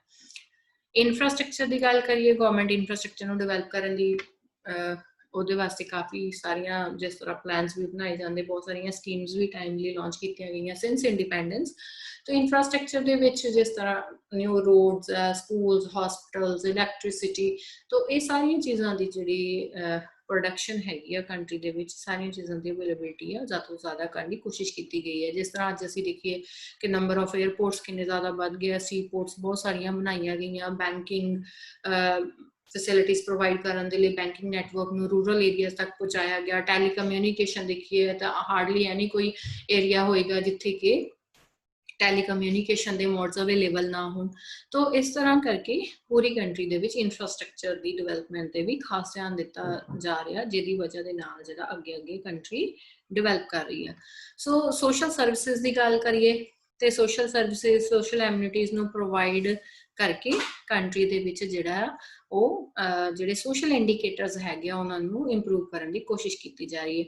2016 ਦੇ ਵਿੱਚ ਡੈਥ ਰੇਟ ਦੀ ਗੱਲ ਕਰੀਏ ਡਿਕਰੀਜ਼ ਹੋ ਕੇ 6.4 ਪਰ 1000 ਰਹੀ ਹੈ, ਜਿਹੜਾ ਕਿ 1951 ਦੇ ਵਿੱਚ 40.8 ਸੀ। ਸੋ ਇਹਦਾ ਮਤਲਬ ਕਿ ਹੈਲਥ ਫੈਸਿਲਿਟੀਜ਼ ਦੇ ਵਿੱਚ ਇੰਪਰੂਵਮੈਂਟ ਹੋਣ ਦੀ ਵਜ੍ਹਾ ਦੇ ਨਾਲ ਹੈਲਥ ਸਰਵਿਸਿਜ਼ ਇੰਪਰੂਵ ਹੋਣ ਦੀ ਵਜ੍ਹਾ ਦੇ ਨਾਲ ਡੈਥ ਰੇਟ ਇੰਨਾ ਜ਼ਿਆਦਾ ਇਨਕਰੀਜ਼ ਹੋ ਪਾਇਆ। ਐਵਰੇਜ ਐਕਸਪੈਕਟੈਂਸੀ ਆਫ ਲਾਈਫ ਦੇ ਵਿੱਚ ਕਿੰਨਾ ਸੁਧਾਰ ਆਇਆ, ਜੋ 1951 ਦੇ ਵਿੱਚ ਸਿਰਫ 33 ਇਅਰਸ ਐਵਰੇਜ ਐਕਸਪੈਕਟੈਂਸੀ ਸੀ ਲਾਈਫ ਦੀ, ਜਿਹੜੀ ਕਿ 2017 ਦੇ ਵਿੱਚ ਇਨਕਰੀਜ਼ ਹੋ ਕੇ ਹੋ ਗਈ 69 years. But still develop nations ਦੇ ਮੁਕਾਬਲੇ ਬਹੁਤ ਘੱਟ ਆ। ਅਗਰ ਅਸੀਂ US UK ਕੈਨੇਡਾ ਵਰਗੀਆਂ ਕੰਟਰੀਜ਼ ਦੇ ਵਿੱਚ ਐਕਸਪੈਕਟੈਂਸੀ ਦੇਖੀਏ ਤਾਂ 75-80 ਦੇ ਅਰਾਊਂਡ ਹੈ, ਜੋ ਕਿ ਇੰਡੀਆ ਦੀ ਉਹਦੇ ਮੁਕਾਬਲੇ ਅਜੇ ਵੀ ਘੱਟ ਹੈ। ਰਿਸਰਚ ਨੂੰ ਪ੍ਰਮੋਟ ਕਰਨ ਦੇ ਲਈ ਸਾਇੰਟੀਫਿਕ ਜੋ ਡਿਵੈਲਪਮੈਂਟਸ ਹੋਣ ਉਹਨਾਂ ਨੂੰ ਜੋ ਪ੍ਰਮੋਟ ਕਰਨ ਦੇ ਲਈ ਕੰਟਰੀ ਦੇ ਵਿੱਚ ਬਹੁਤ ਸਾਰੀਆਂ ਲੈਬੋਰੇਟਰੀਜ਼ ਐਂਡ ਰਿਸਰਚ ਸੈਂਟਰਸ ਨੂੰ ਐਸਟੈਬਲਿਸ਼ ਕੀਤਾ ਗਿਆ। ਐਜੂਕੇਸ਼ਨ ਨੂੰ ਵਧਾਉਣ ਦੇ ਲਈ ਬਹੁਤ ਸਾਰੀਆਂ ਜਿਹੜੀਆਂ schools number of schools increase ਕੀਤਾ ਗਿਆ। Colleges universities professional colleges management institutes ਇਹ ਸਾਰੇ ਜਿਹੜੇ ਇਹਨਾਂ ਦੀ ਐਸਟੈਬਲਿਸ਼ਮੈਂਟ ਕੀਤੀ ਗਈ।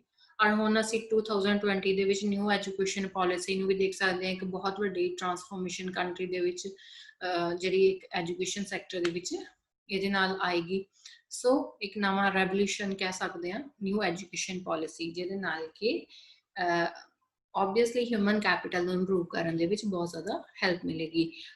ਔਰ ਹੈਲਥ ਦੀ ਗੱਲ ਕਰੀਏ ਤਾਂ ਇੱਥੇ ਹੈਲਥ ਇੰਡੀਕੇਟਰਸ ਦੀ ਹੀ ਗੱਲ ਕੀਤੀ ਹੈ, ਡੈਥ ਰੇਟ ਐਵਰੇਜ ਐਕਸਪੈਕਟੈਂਸੀ, ਇਹ ਸਾਰੀਆਂ ਚੀਜ਼ਾਂ ਦੇ ਵਿੱਚ ਇੰਪਰੂਵਮੈਂਟ ਅਗਰ ਅਸੀਂ ਦੇਖ ਰਹੇ ਹਾਂ ਤਾਂ ਇਹ ਇਸੇ ਕਰਕੇ ਇੰਪਰੂਵਮੈਂਟ ਆਈ ਹੈ ਕਿਉਂਕਿ ਹੈਲਥ ਫੈਸਿਲਿਟੀਜ਼ ਹੈਲਥ ਸਰਵਿਸਿਜ਼ ਜਿਹੜੀਆਂ ਉਹ ਲੋਕਾਂ ਨੂੰ ਪ੍ਰੋਵਾਈਡ ਹੋਈਆਂ। ਸੋ ਇਸ ਤੋਂ ਇਲਾਵਾ ਹਸਪੀਟਲਸ और hospitals की capacity in the form of number of beds and number of doctors, nurses, medical facilities ਦੇ ਰੂਪ ਦੇ ਵਿੱਚ ਵੀ ਇਨਕਰੀਜ਼ ਕਰਨ ਦੀ ਕੋਸ਼ਿਸ਼ ਜਿਹੜੀ ਹੈ ਲਗਾਤਾਰ ਉਹ ਕੀਤੀ ਜਾ ਰਹੀ ਹੈ। ਲੋਕਾਂ ਨੂੰ ਹੈਲਥ ਇੰਸ਼ੋਰੈਂਸਸ ਜਾਂ ਫ੍ਰੀ ਹੈਲਥ ਜਿਹੜੇ ਕਵਰੇਜ ਉਹ ਪ੍ਰੋਵਾਈਡ ਗਵਰਨਮੈਂਟ ਵੱਲੋਂ ਕਰਵਾਈ ਜਾ ਰਹੀ ਹੈ। ਮਾਡਰਨਾਈਜੇਸ਼ਨ ਔਰ ਇੰਪਲੋਇਮੈਂਟ ਓਪਰਚੁਨਿਟੀਜ਼ ਦੀ ਗੱਲ ਕਰੀਏ ਤਾਂ ਅੱਜ ਵੀ ਗਵਰਨਮੈਂਟ ਦੇ ਅੱਗੇ ਇੱਕ ਲਾਰਜ ਪੋਪੂਲੇਸ਼ਨ ਹੋਣ ਦੀ ਵਜ੍ਹਾ ਦੇ ਨਾਲ ਡਾਇਲੇਮਾ ਬਣਿਆ ਹੋਇਆ ਹੈ ਕਿ ਕਿਸ ਤਰ੍ਹਾਂ ਲੇਬਰ ਇੰਟੈਂਸਿਵ ਟੈਕਨੀਕਸ ਨੂੰ ਜ਼ਿਆਦਾ ਪ੍ਰਮੋਟ ਕੀਤਾ ਜਾਏ ਜਾਂ ਮੈਕਨਾਈਜੇਸ਼ਨ ਨੂੰ, ਦੈਟ ਮੀਨਸ ਕਿ ਕੈਪੀਟਲ ਇੰਟੈਂਸਿਵ ਟੈਕਨੀਕ ਨੂੰ। ਤਾਂ ਅੱਜ ਵੀ ਜੋ ਸਮਾਲ ਐਂਡ ਕਾਟੇਜ ਇੰਡਸਟਰੀਜ਼ ਆ ਉਹਨਾਂ ਦੇ ਵਿੱਚ ਜ਼ਿਆਦਾਤਰ ਲੇਬਰ ਇੰਟੈਂਸਿਵ ਟੈਕਨੀਕਸ ਹੀ ਯੂਜ਼ ਕੀਤੀਆਂ ਜਾਂਦੀਆਂ, ਔਰ ਜੋ ਲਾਰਜ ਸਕੇਲ ਇੰਡਸਟਰੀਜ਼ ਆ ਉਹਨਾਂ ਦੇ ਵਿੱਚ ਮੈਕਨਾਈਜੇਸ਼ਨ ਅਸੀਂ ਜ਼ਿਆਦਾ ਦੇਖ ਸਕਦੇ ਹਾਂ। ਸੋ 12th 5-year ਪਲਾਨ ਦੀ ਅਗਰ ਗੱਲ ਕਰੀਏ ਤਾਂ ਗਵਰਨਮੈਂਟ ਨੇ 50 million additional employment avenues create ਕਰਨ ਦਾ ਮਤਲਬ ਕਿ 50 ਮਿਲੀਅਨ ਜਿਹੜੇ ਮੌਕੇ ਹੋਰ ਜ਼ਿਆਦਾ ਇੰਪਲੋਇਮੈਂਟ ਦੇ ਕ੍ਰੀਏਟ ਕਰਨ ਦਾ ਜੋ ਟਾਰਗੇਟ ਸੈੱਟ ਕੀਤਾ ਸੀ। ਸੋ ਮਾਡਰਨਾਈਜੇਸ਼ਨ ਨੂੰ ਅਪਣਾਉਣ ਦੀ ਕੋਸ਼ਿਸ਼ ਕੀਤੀ ਜਾ ਰਹੀ ਹੈ, ਚਾਹੇ ਕੋਈ ਵੀ ਸੈਕਟਰ ਹੈ, ਐਗਰੀਕਲਚਰ ਹੈ, ਇੰਡਸਟਰੀ ਹੈ ਜਾਂ ਸਰਵਿਸ ਸੈਕਟਰ ਆ, ਇਨਫਰਾਸਟਰਕਚਰ ਆ ਜਾਂ ਕੰਸਟਰਕਸ਼ਨ ਆ, ਹਰੇਕ ਕੰਮ ਦੇ ਵਿੱਚ ਮਾਡਰਨਾਈਜੇਸ਼ਨ ਦੈਟ ਮੀਨਸ ਕਿ modern techniques, new up to dated technology ਔਰ ਨਿਊ ਅਪਰੋਚਿਸ ਨੂੰ ਅਪਣਾਉਣ ਦੀ ਜਿਹੜੀ ਕੋਸ਼ਿਸ਼ ਕੀਤੀ ਜਾ ਰਹੀ ਹੈ ਤਾਂ ਕਿ ਜ਼ਿਆਦਾ ਤੋਂ ਜ਼ਿਆਦਾ ਡਿਵੈਲਪਮੈਂਟ ਕੰਟਰੀ ਦੇ ਵਿੱਚ ਹੋ ਸਕੇ। Export promotion, diversification and import substitution की पॉलिसी ਨੂੰ गवर्नमेंट ने अपनाया। तो ना कि सिर्फ असी साडी कंट्री ਦੀਆਂ जो तीनों सैक्टर्स हैगे आ सैल्फ सफिशिएंसी ਨੂੰ अटेन कर पाउण, दैट मीनस कि अपनी कंट्री ਦੀਆਂ नीड्स ਨੂੰ फुलफिल कर सकन बल्कि ਉਹ एक्सपोर्ट भी कर सकन, ਇੰਨਾ ਕਿ ਜ਼ਿਆਦਾ प्रोडक्शन हो पाए ਜਿਹਦੇ ਨਾਲ ਕਿ ਅਸੀਂ ਆਪਣੀ ਕੰਟਰੀ ਦੀਆਂ ਨੀਡਸ ਨੂੰ ਫੁਲਫਿਲ ਕਰਨ ਤੋਂ ਬਾਅਦ ਜੋ ਸਾਡੇ ਕੋਲ ਐਕਸਟਰਾ प्रोडक्शन है ਉਹਨੂੰ ਅਸੀਂ एक्सपोर्ट भी कर पाइए। ऐसे एक्सपोर्ट प्रमोशन पॉलिसी भी गवर्नमेंट ने अपनाई ताकि और एक्सपोर्ट ओरिएंटेड इंडस्ट्रीज ਦੇ ਲਈ स्पैशल इकनॉमिक जोन्स ਦੀ एस्टैबलिशमेंट कंट्री ਦੇ ਵਿੱਚ ਕੀਤੀ ਗਈ ਕਿ ਜਿਨ੍ਹਾਂ ਵਿੱਚ ਸਿਰਫ ਉਹੀ ਇੰਡਸਟਰੀਜ਼ ਕੰਮ ਕਰਦੀਆਂ ਜਿਨ੍ਹਾਂ ਨੇ ਕਿ एक्सपोर्ट करना है। तो उन्होंने बहुत सारे पर्क्स भी गवर्नमेंट प्रोवाइड कर दिया in the form of concessions in taxes और इंफ्रास्ट्रक्चरल फैसिलिटीज प्रोवाइड करके। तो एक्सपोर्ट्स प्रमोट होंगे तो उहदे नाल की है कंट्री का जो बैलेंस ऑफ पेमेंट हैगा वो पॉजिटिव बनता है। ਕੰਟਰੀ ਦੇ ਵਿੱਚ ਦੂਸਰੀਆਂ ਕਰੰਸੀਜ਼ ਆਉਗੀਆਂ ਤਾਂ ਔਰ ਉਹਦੇ ਨਾਲ ਕੀ ਹੈ ਸਾਡੀ balance of payment the situation ਜਿਹੜੀ ਉਹ ਸਟਰੋਂਗ ਬਣਦੀ ਹੈ। ਔਰ ਫਿਰ ਇਸ ਤਰ੍ਹਾਂ ਡਾਇਵਰਸੀਫਿਕੇਸ਼ਨ ਨੂੰ ਪ੍ਰਮੋਟ ਕਰਨ ਦੇ ਲਈ ਕਿ ਉਹੀ ਟ੍ਰੈਡੀਸ਼ਨਲ ਜੋ ਤਰੀਕੇ ਹੈਗੇ ਉਹੀ ਨਾ ਬਰਕਰਾਰ ਰਹਿਣ ਕਿ ਬਸ ਇੱਕ ਦੋ ਕ੍ਰੋਪਸ ਉਗਾਈਆਂ ਜਾ ਰਹੀਆਂ ਜਾਂ ਇੰਡਸਟਰੀ ਦੇ ਵਿੱਚ ਵੀ ਸਿਰਫ ਉਹ ਗਿਣਤੀ ਚੁਣਤੀ ਦੀਆਂ ਕੰਜ਼ਿਊਮਰ ਗੁੱਡਸ ਹੀ ਪ੍ਰੋਡਿਊਸ ਕੀਤੀਆਂ ਜਾ ਰਹੀਆਂ। ਨਹੀਂ, ਅੱਜ ਦੀ ਮਾਡਰਨ ਜੋ ਸੋਸਾਇਟੀ ਦੀਆਂ ਨੀਡਸ ਹੈਗੀਆਂ ਉਹਦੇ ਅਕੋਰਡਿੰਗ ਡਾਇਵਰਸੀਫਾਈਡ ਪ੍ਰੋਡਕਟਸ, ਅਲੱਗ-ਅਲੱਗ ਤਰ੍ਹਾਂ ਦੀ variety of products and agriculture ਦੇ ਵਿੱਚ ਵੀ ਜੋ ਹੈ ਡਾਇਵਰਸੀਫਿਕੇਸ਼ਨ, ਜਿਸ ਤਰ੍ਹਾਂ ਕਿ ਅਸੀਂ ਦੇਖ ਸਕਦੇ ਹਾਂ ਕਿ ਫਰੂਟਸ ਦੀ ਖੇਤੀ ਹੈ ਜਾਂ ਫਲਾਵਰਸ ਦੀ ਖੇਤੀ ਹੈ, ਵੈਜੀਟੇਬਲਸ ਦੀ ਹੈ, ਤਾਂ ਇਹਨਾਂ ਚੀਜ਼ਾਂ ਨੂੰ ਪ੍ਰਮੋਟ ਕੀਤਾ ਜਾ ਰਿਹਾ ਤਾਂ ਕਿ ਇੱਕ ਤੇ ਫਾਰਮਰ ਨੂੰ ਇਨਕਮ ਵੀ ਇਹਦੇ ਵਿੱਚ ਜ਼ਿਆਦਾ ਮਿਲਦੀ ਹੈ ਔਰ ਐਕਸਪੋਰਟਸ ਦੇ ਵੀ ਇਹਦੇ ਵਿੱਚ ਜਿਹੜੇ ਚਾਂਸਸ ਹੈਗੇ ਆ ਉਹ ਜ਼ਿਆਦਾ ਹੁੰਦੇ ਆ।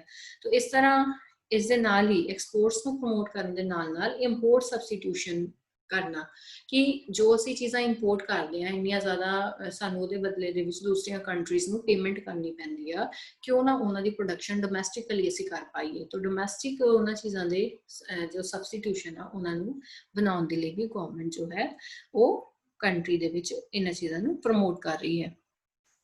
ਸੋ ਉਹਦੇ ਨਾਲ ਡੈਫੀਨੇਟਲੀ ਜੋ ਸਾਡੀ ਫੋਰਨ ਕੰਟਰੀਜ਼ ਤੇ ਡਿਪੈਂਡੈਂਸ ਹੈ ਉਹ ਡਿਕਰੀਜ਼ ਹੋਈ ਹੈ, ਜਿਹਦੇ ਨਾਲ ਕਿ balance of payment country the improve ਹੋਇਆ।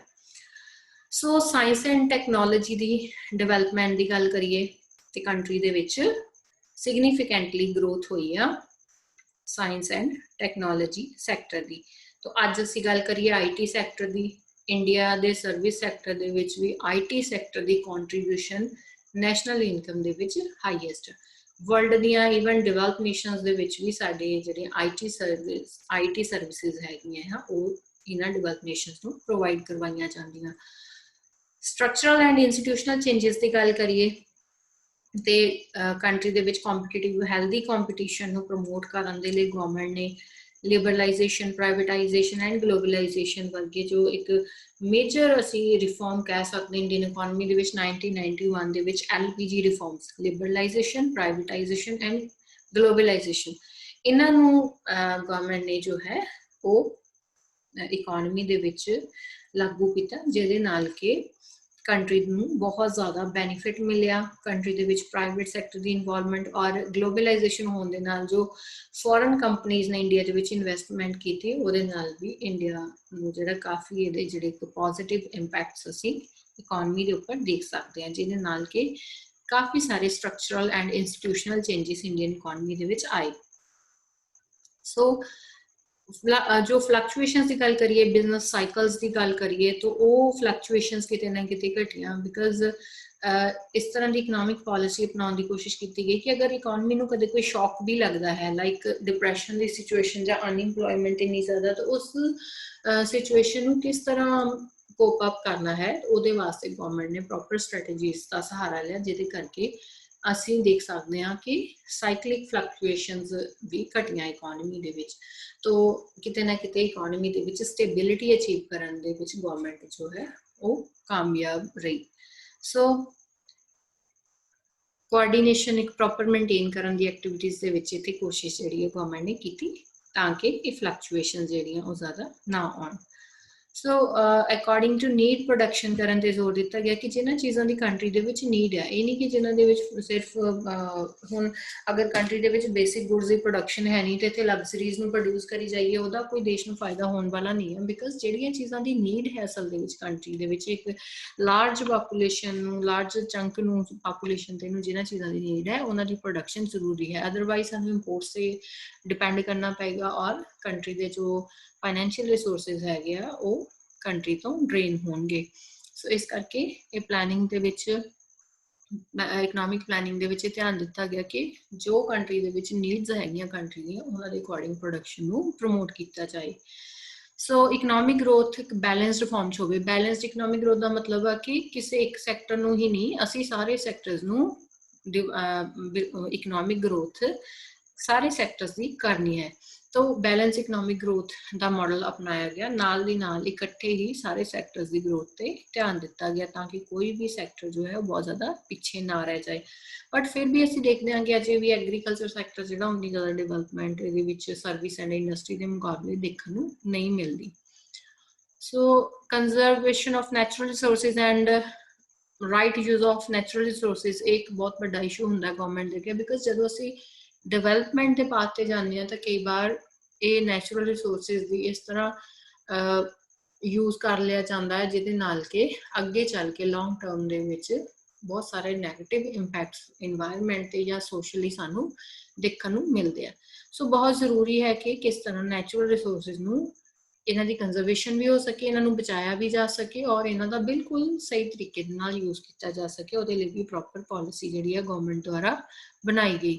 ਤੋ ਜਿਸ ਤਰ੍ਹਾਂ ਅੱਜ ਅਸੀਂ ਦੇਖਦੇ ਹਾਂ ਕਿ ਸੋਲਰ ਐਨਰਜੀ ਨੂੰ ਪ੍ਰਮੋਟ ਕੀਤਾ ਜਾ ਰਿਹਾ ਆ ਜਾਂ ਹਾਈਡਰੋ ਐਨਰਜੀ ਨੂੰ, ਕਿ ਤਾਂ ਕਿ ਜੋ ਸਾਡੇ ਕੋਲ ਸਾਡੇ ਨੈਚੁਰਲ ਰਿਸੋਰਸਿਸ ਆ ਜਿੱਦਾਂ ਕੋਲ ਹੈ ਜਾਂ ਵਾਟਰ ਹੈ ਇਹ ਖਤਮ ਹੋ ਜਾਣਗੇ ਅਗਰ ਇਸੇ ਤਰ੍ਹਾਂ ਅਸੀਂ ਇਹਨਾਂ ਦਾ ਮਿਸਯੂਜ਼ ਕਰਦੇ ਰਹਾਂਗੇ।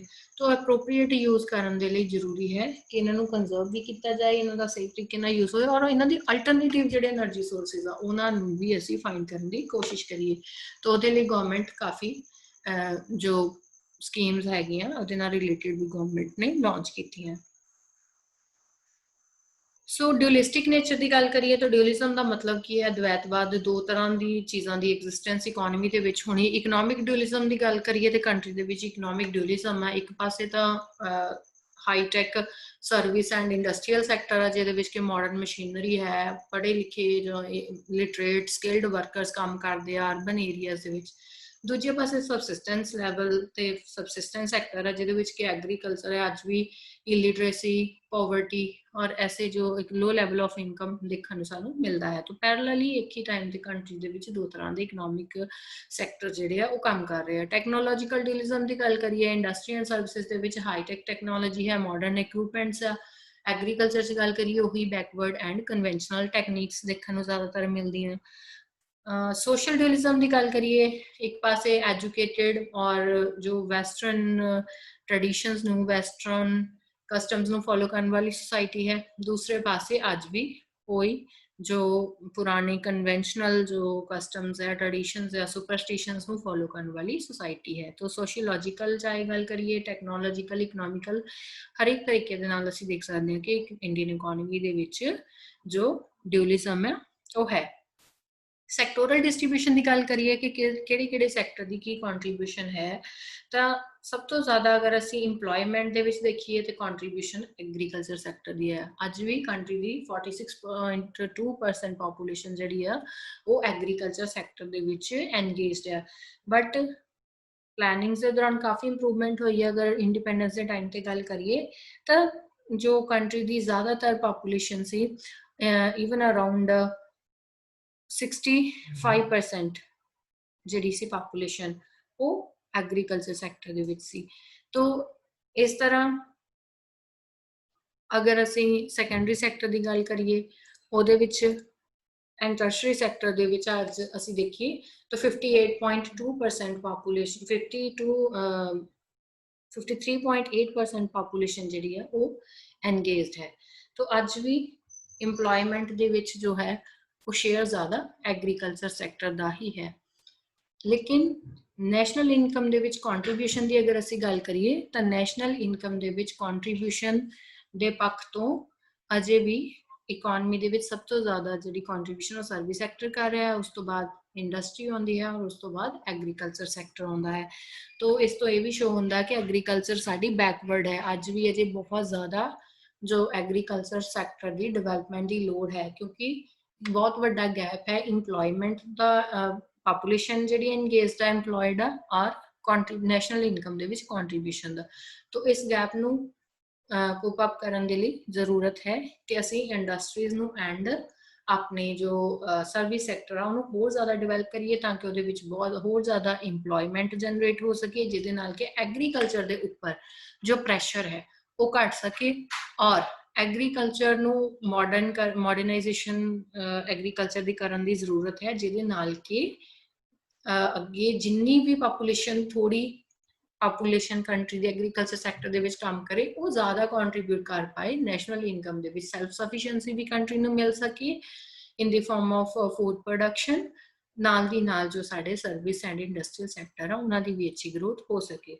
ਸੋ this is all about nature of Indian economy. ਇਹਦੇ ਵਿੱਚ ਹੁਣ ਅਸੀਂ ਇੰਡੀਅਨ ਇਕੋਨਮੀ ਨੂੰ ਇੰਡੀਪੈਂਡੈਂਸ ਤੋਂ ਲੈ ਕੇ ਅੱਜ ਤੱਕ ਜੋ ਚੇਂਜਸ ਆਏ ਆ ਉਹਨਾਂ ਦੇ ਬਾਰੇ ਅਸੀਂ ਗੱਲ ਕੀਤੀ ਹੈ। ਤਾਂ ਅਸੀਂ ਦੇਖ ਸਕਦੇ ਹਾਂ ਕਿ ਇੰਡੀਅਨ ਇਕੋਨਮੀ ਦਾ ਅਗਰ ਅਸੀਂ ਪ੍ਰੈਜ਼ੈਂਟਲੀ ਦੀ ਨੇਚਰ ਦੇਖੀਏ ਤਾਂ ਅੱਜ ਵੀ ਇੰਡੀਅਨ ਇਕੋਨਮੀ ਇੱਕ ਡਿਵੈਲਪਿੰਗ ਨੇਸ਼ਨ ਹੈ, ਜਿਹਦੇ ਵਿੱਚ ਅਜੇ ਵੀ ਅੰਡਰ ਡਿਵੈਲਪ ਨੇਸ਼ਨ ਵਾਲੇ ਬਹੁਤ ਸਾਰੇ ਫੀਚਰਸ ਜਿੱਦਾਂ ਕਿ ਪਾਵਰਟੀ ਔਰ low per capita income ਜਾਂ stagnation in the growth of national income and per capita income ਵਰਗੇ ਜਿਹੜੇ ਫੀਚਰਸ ਆ ਉਹ ਸਾਨੂੰ ਦੇਖਣ ਨੂੰ ਮਿਲ ਰਹੇ। ਅਜੇ ਵੀ social technological and economical ਡਿਊਲਿਜ਼ਮ the existence country ਦੇ ਵਿੱਚ ਹੈ।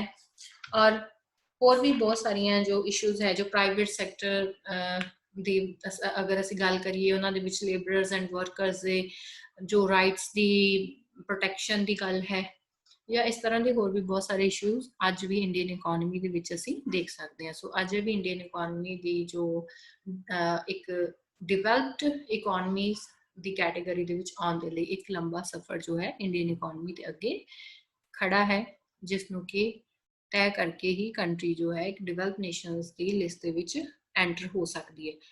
ਸੋ ਇੱਥੇ ਕੁਝ ਕੁਐਸਚਨਸ ਦੀ ਮੈਂ ਐਗਜ਼ਾਮਪਲ ਲਈ ਹੈ ਜੋ ਕਿ ਇਸ ਚੈਪਟਰ ਦੇ ਬੇਸਿਸ ਤੇ ਐਗਜ਼ਾਮ ਦੇ ਵਿੱਚ ਪੁੱਛੇ ਜਾ ਸਕਦੇ ਆ। ਸੋ ਇੰਡੀਅਨ ਇਕੋਨਮੀ ਦੇ ਕੈਰੈਕਟਰਿਸਟਿਕਸ ਫੀਚਰ ਜੋ ਕਿ ਅਸੀਂ ਇਹਦੇ ਨੇਚਰ ਦੇ ਵਿੱਚ ਡਿਸਕਸ ਕੀਤੇ ਆ, ਉਹਨਾਂ ਨੂੰ ਤੁਸੀਂ ਡਿਸਕਸ ਕਰ ਸਕਦੇ ਹੋ। ਸੋ this is all about nature of Indian economy. Thank you.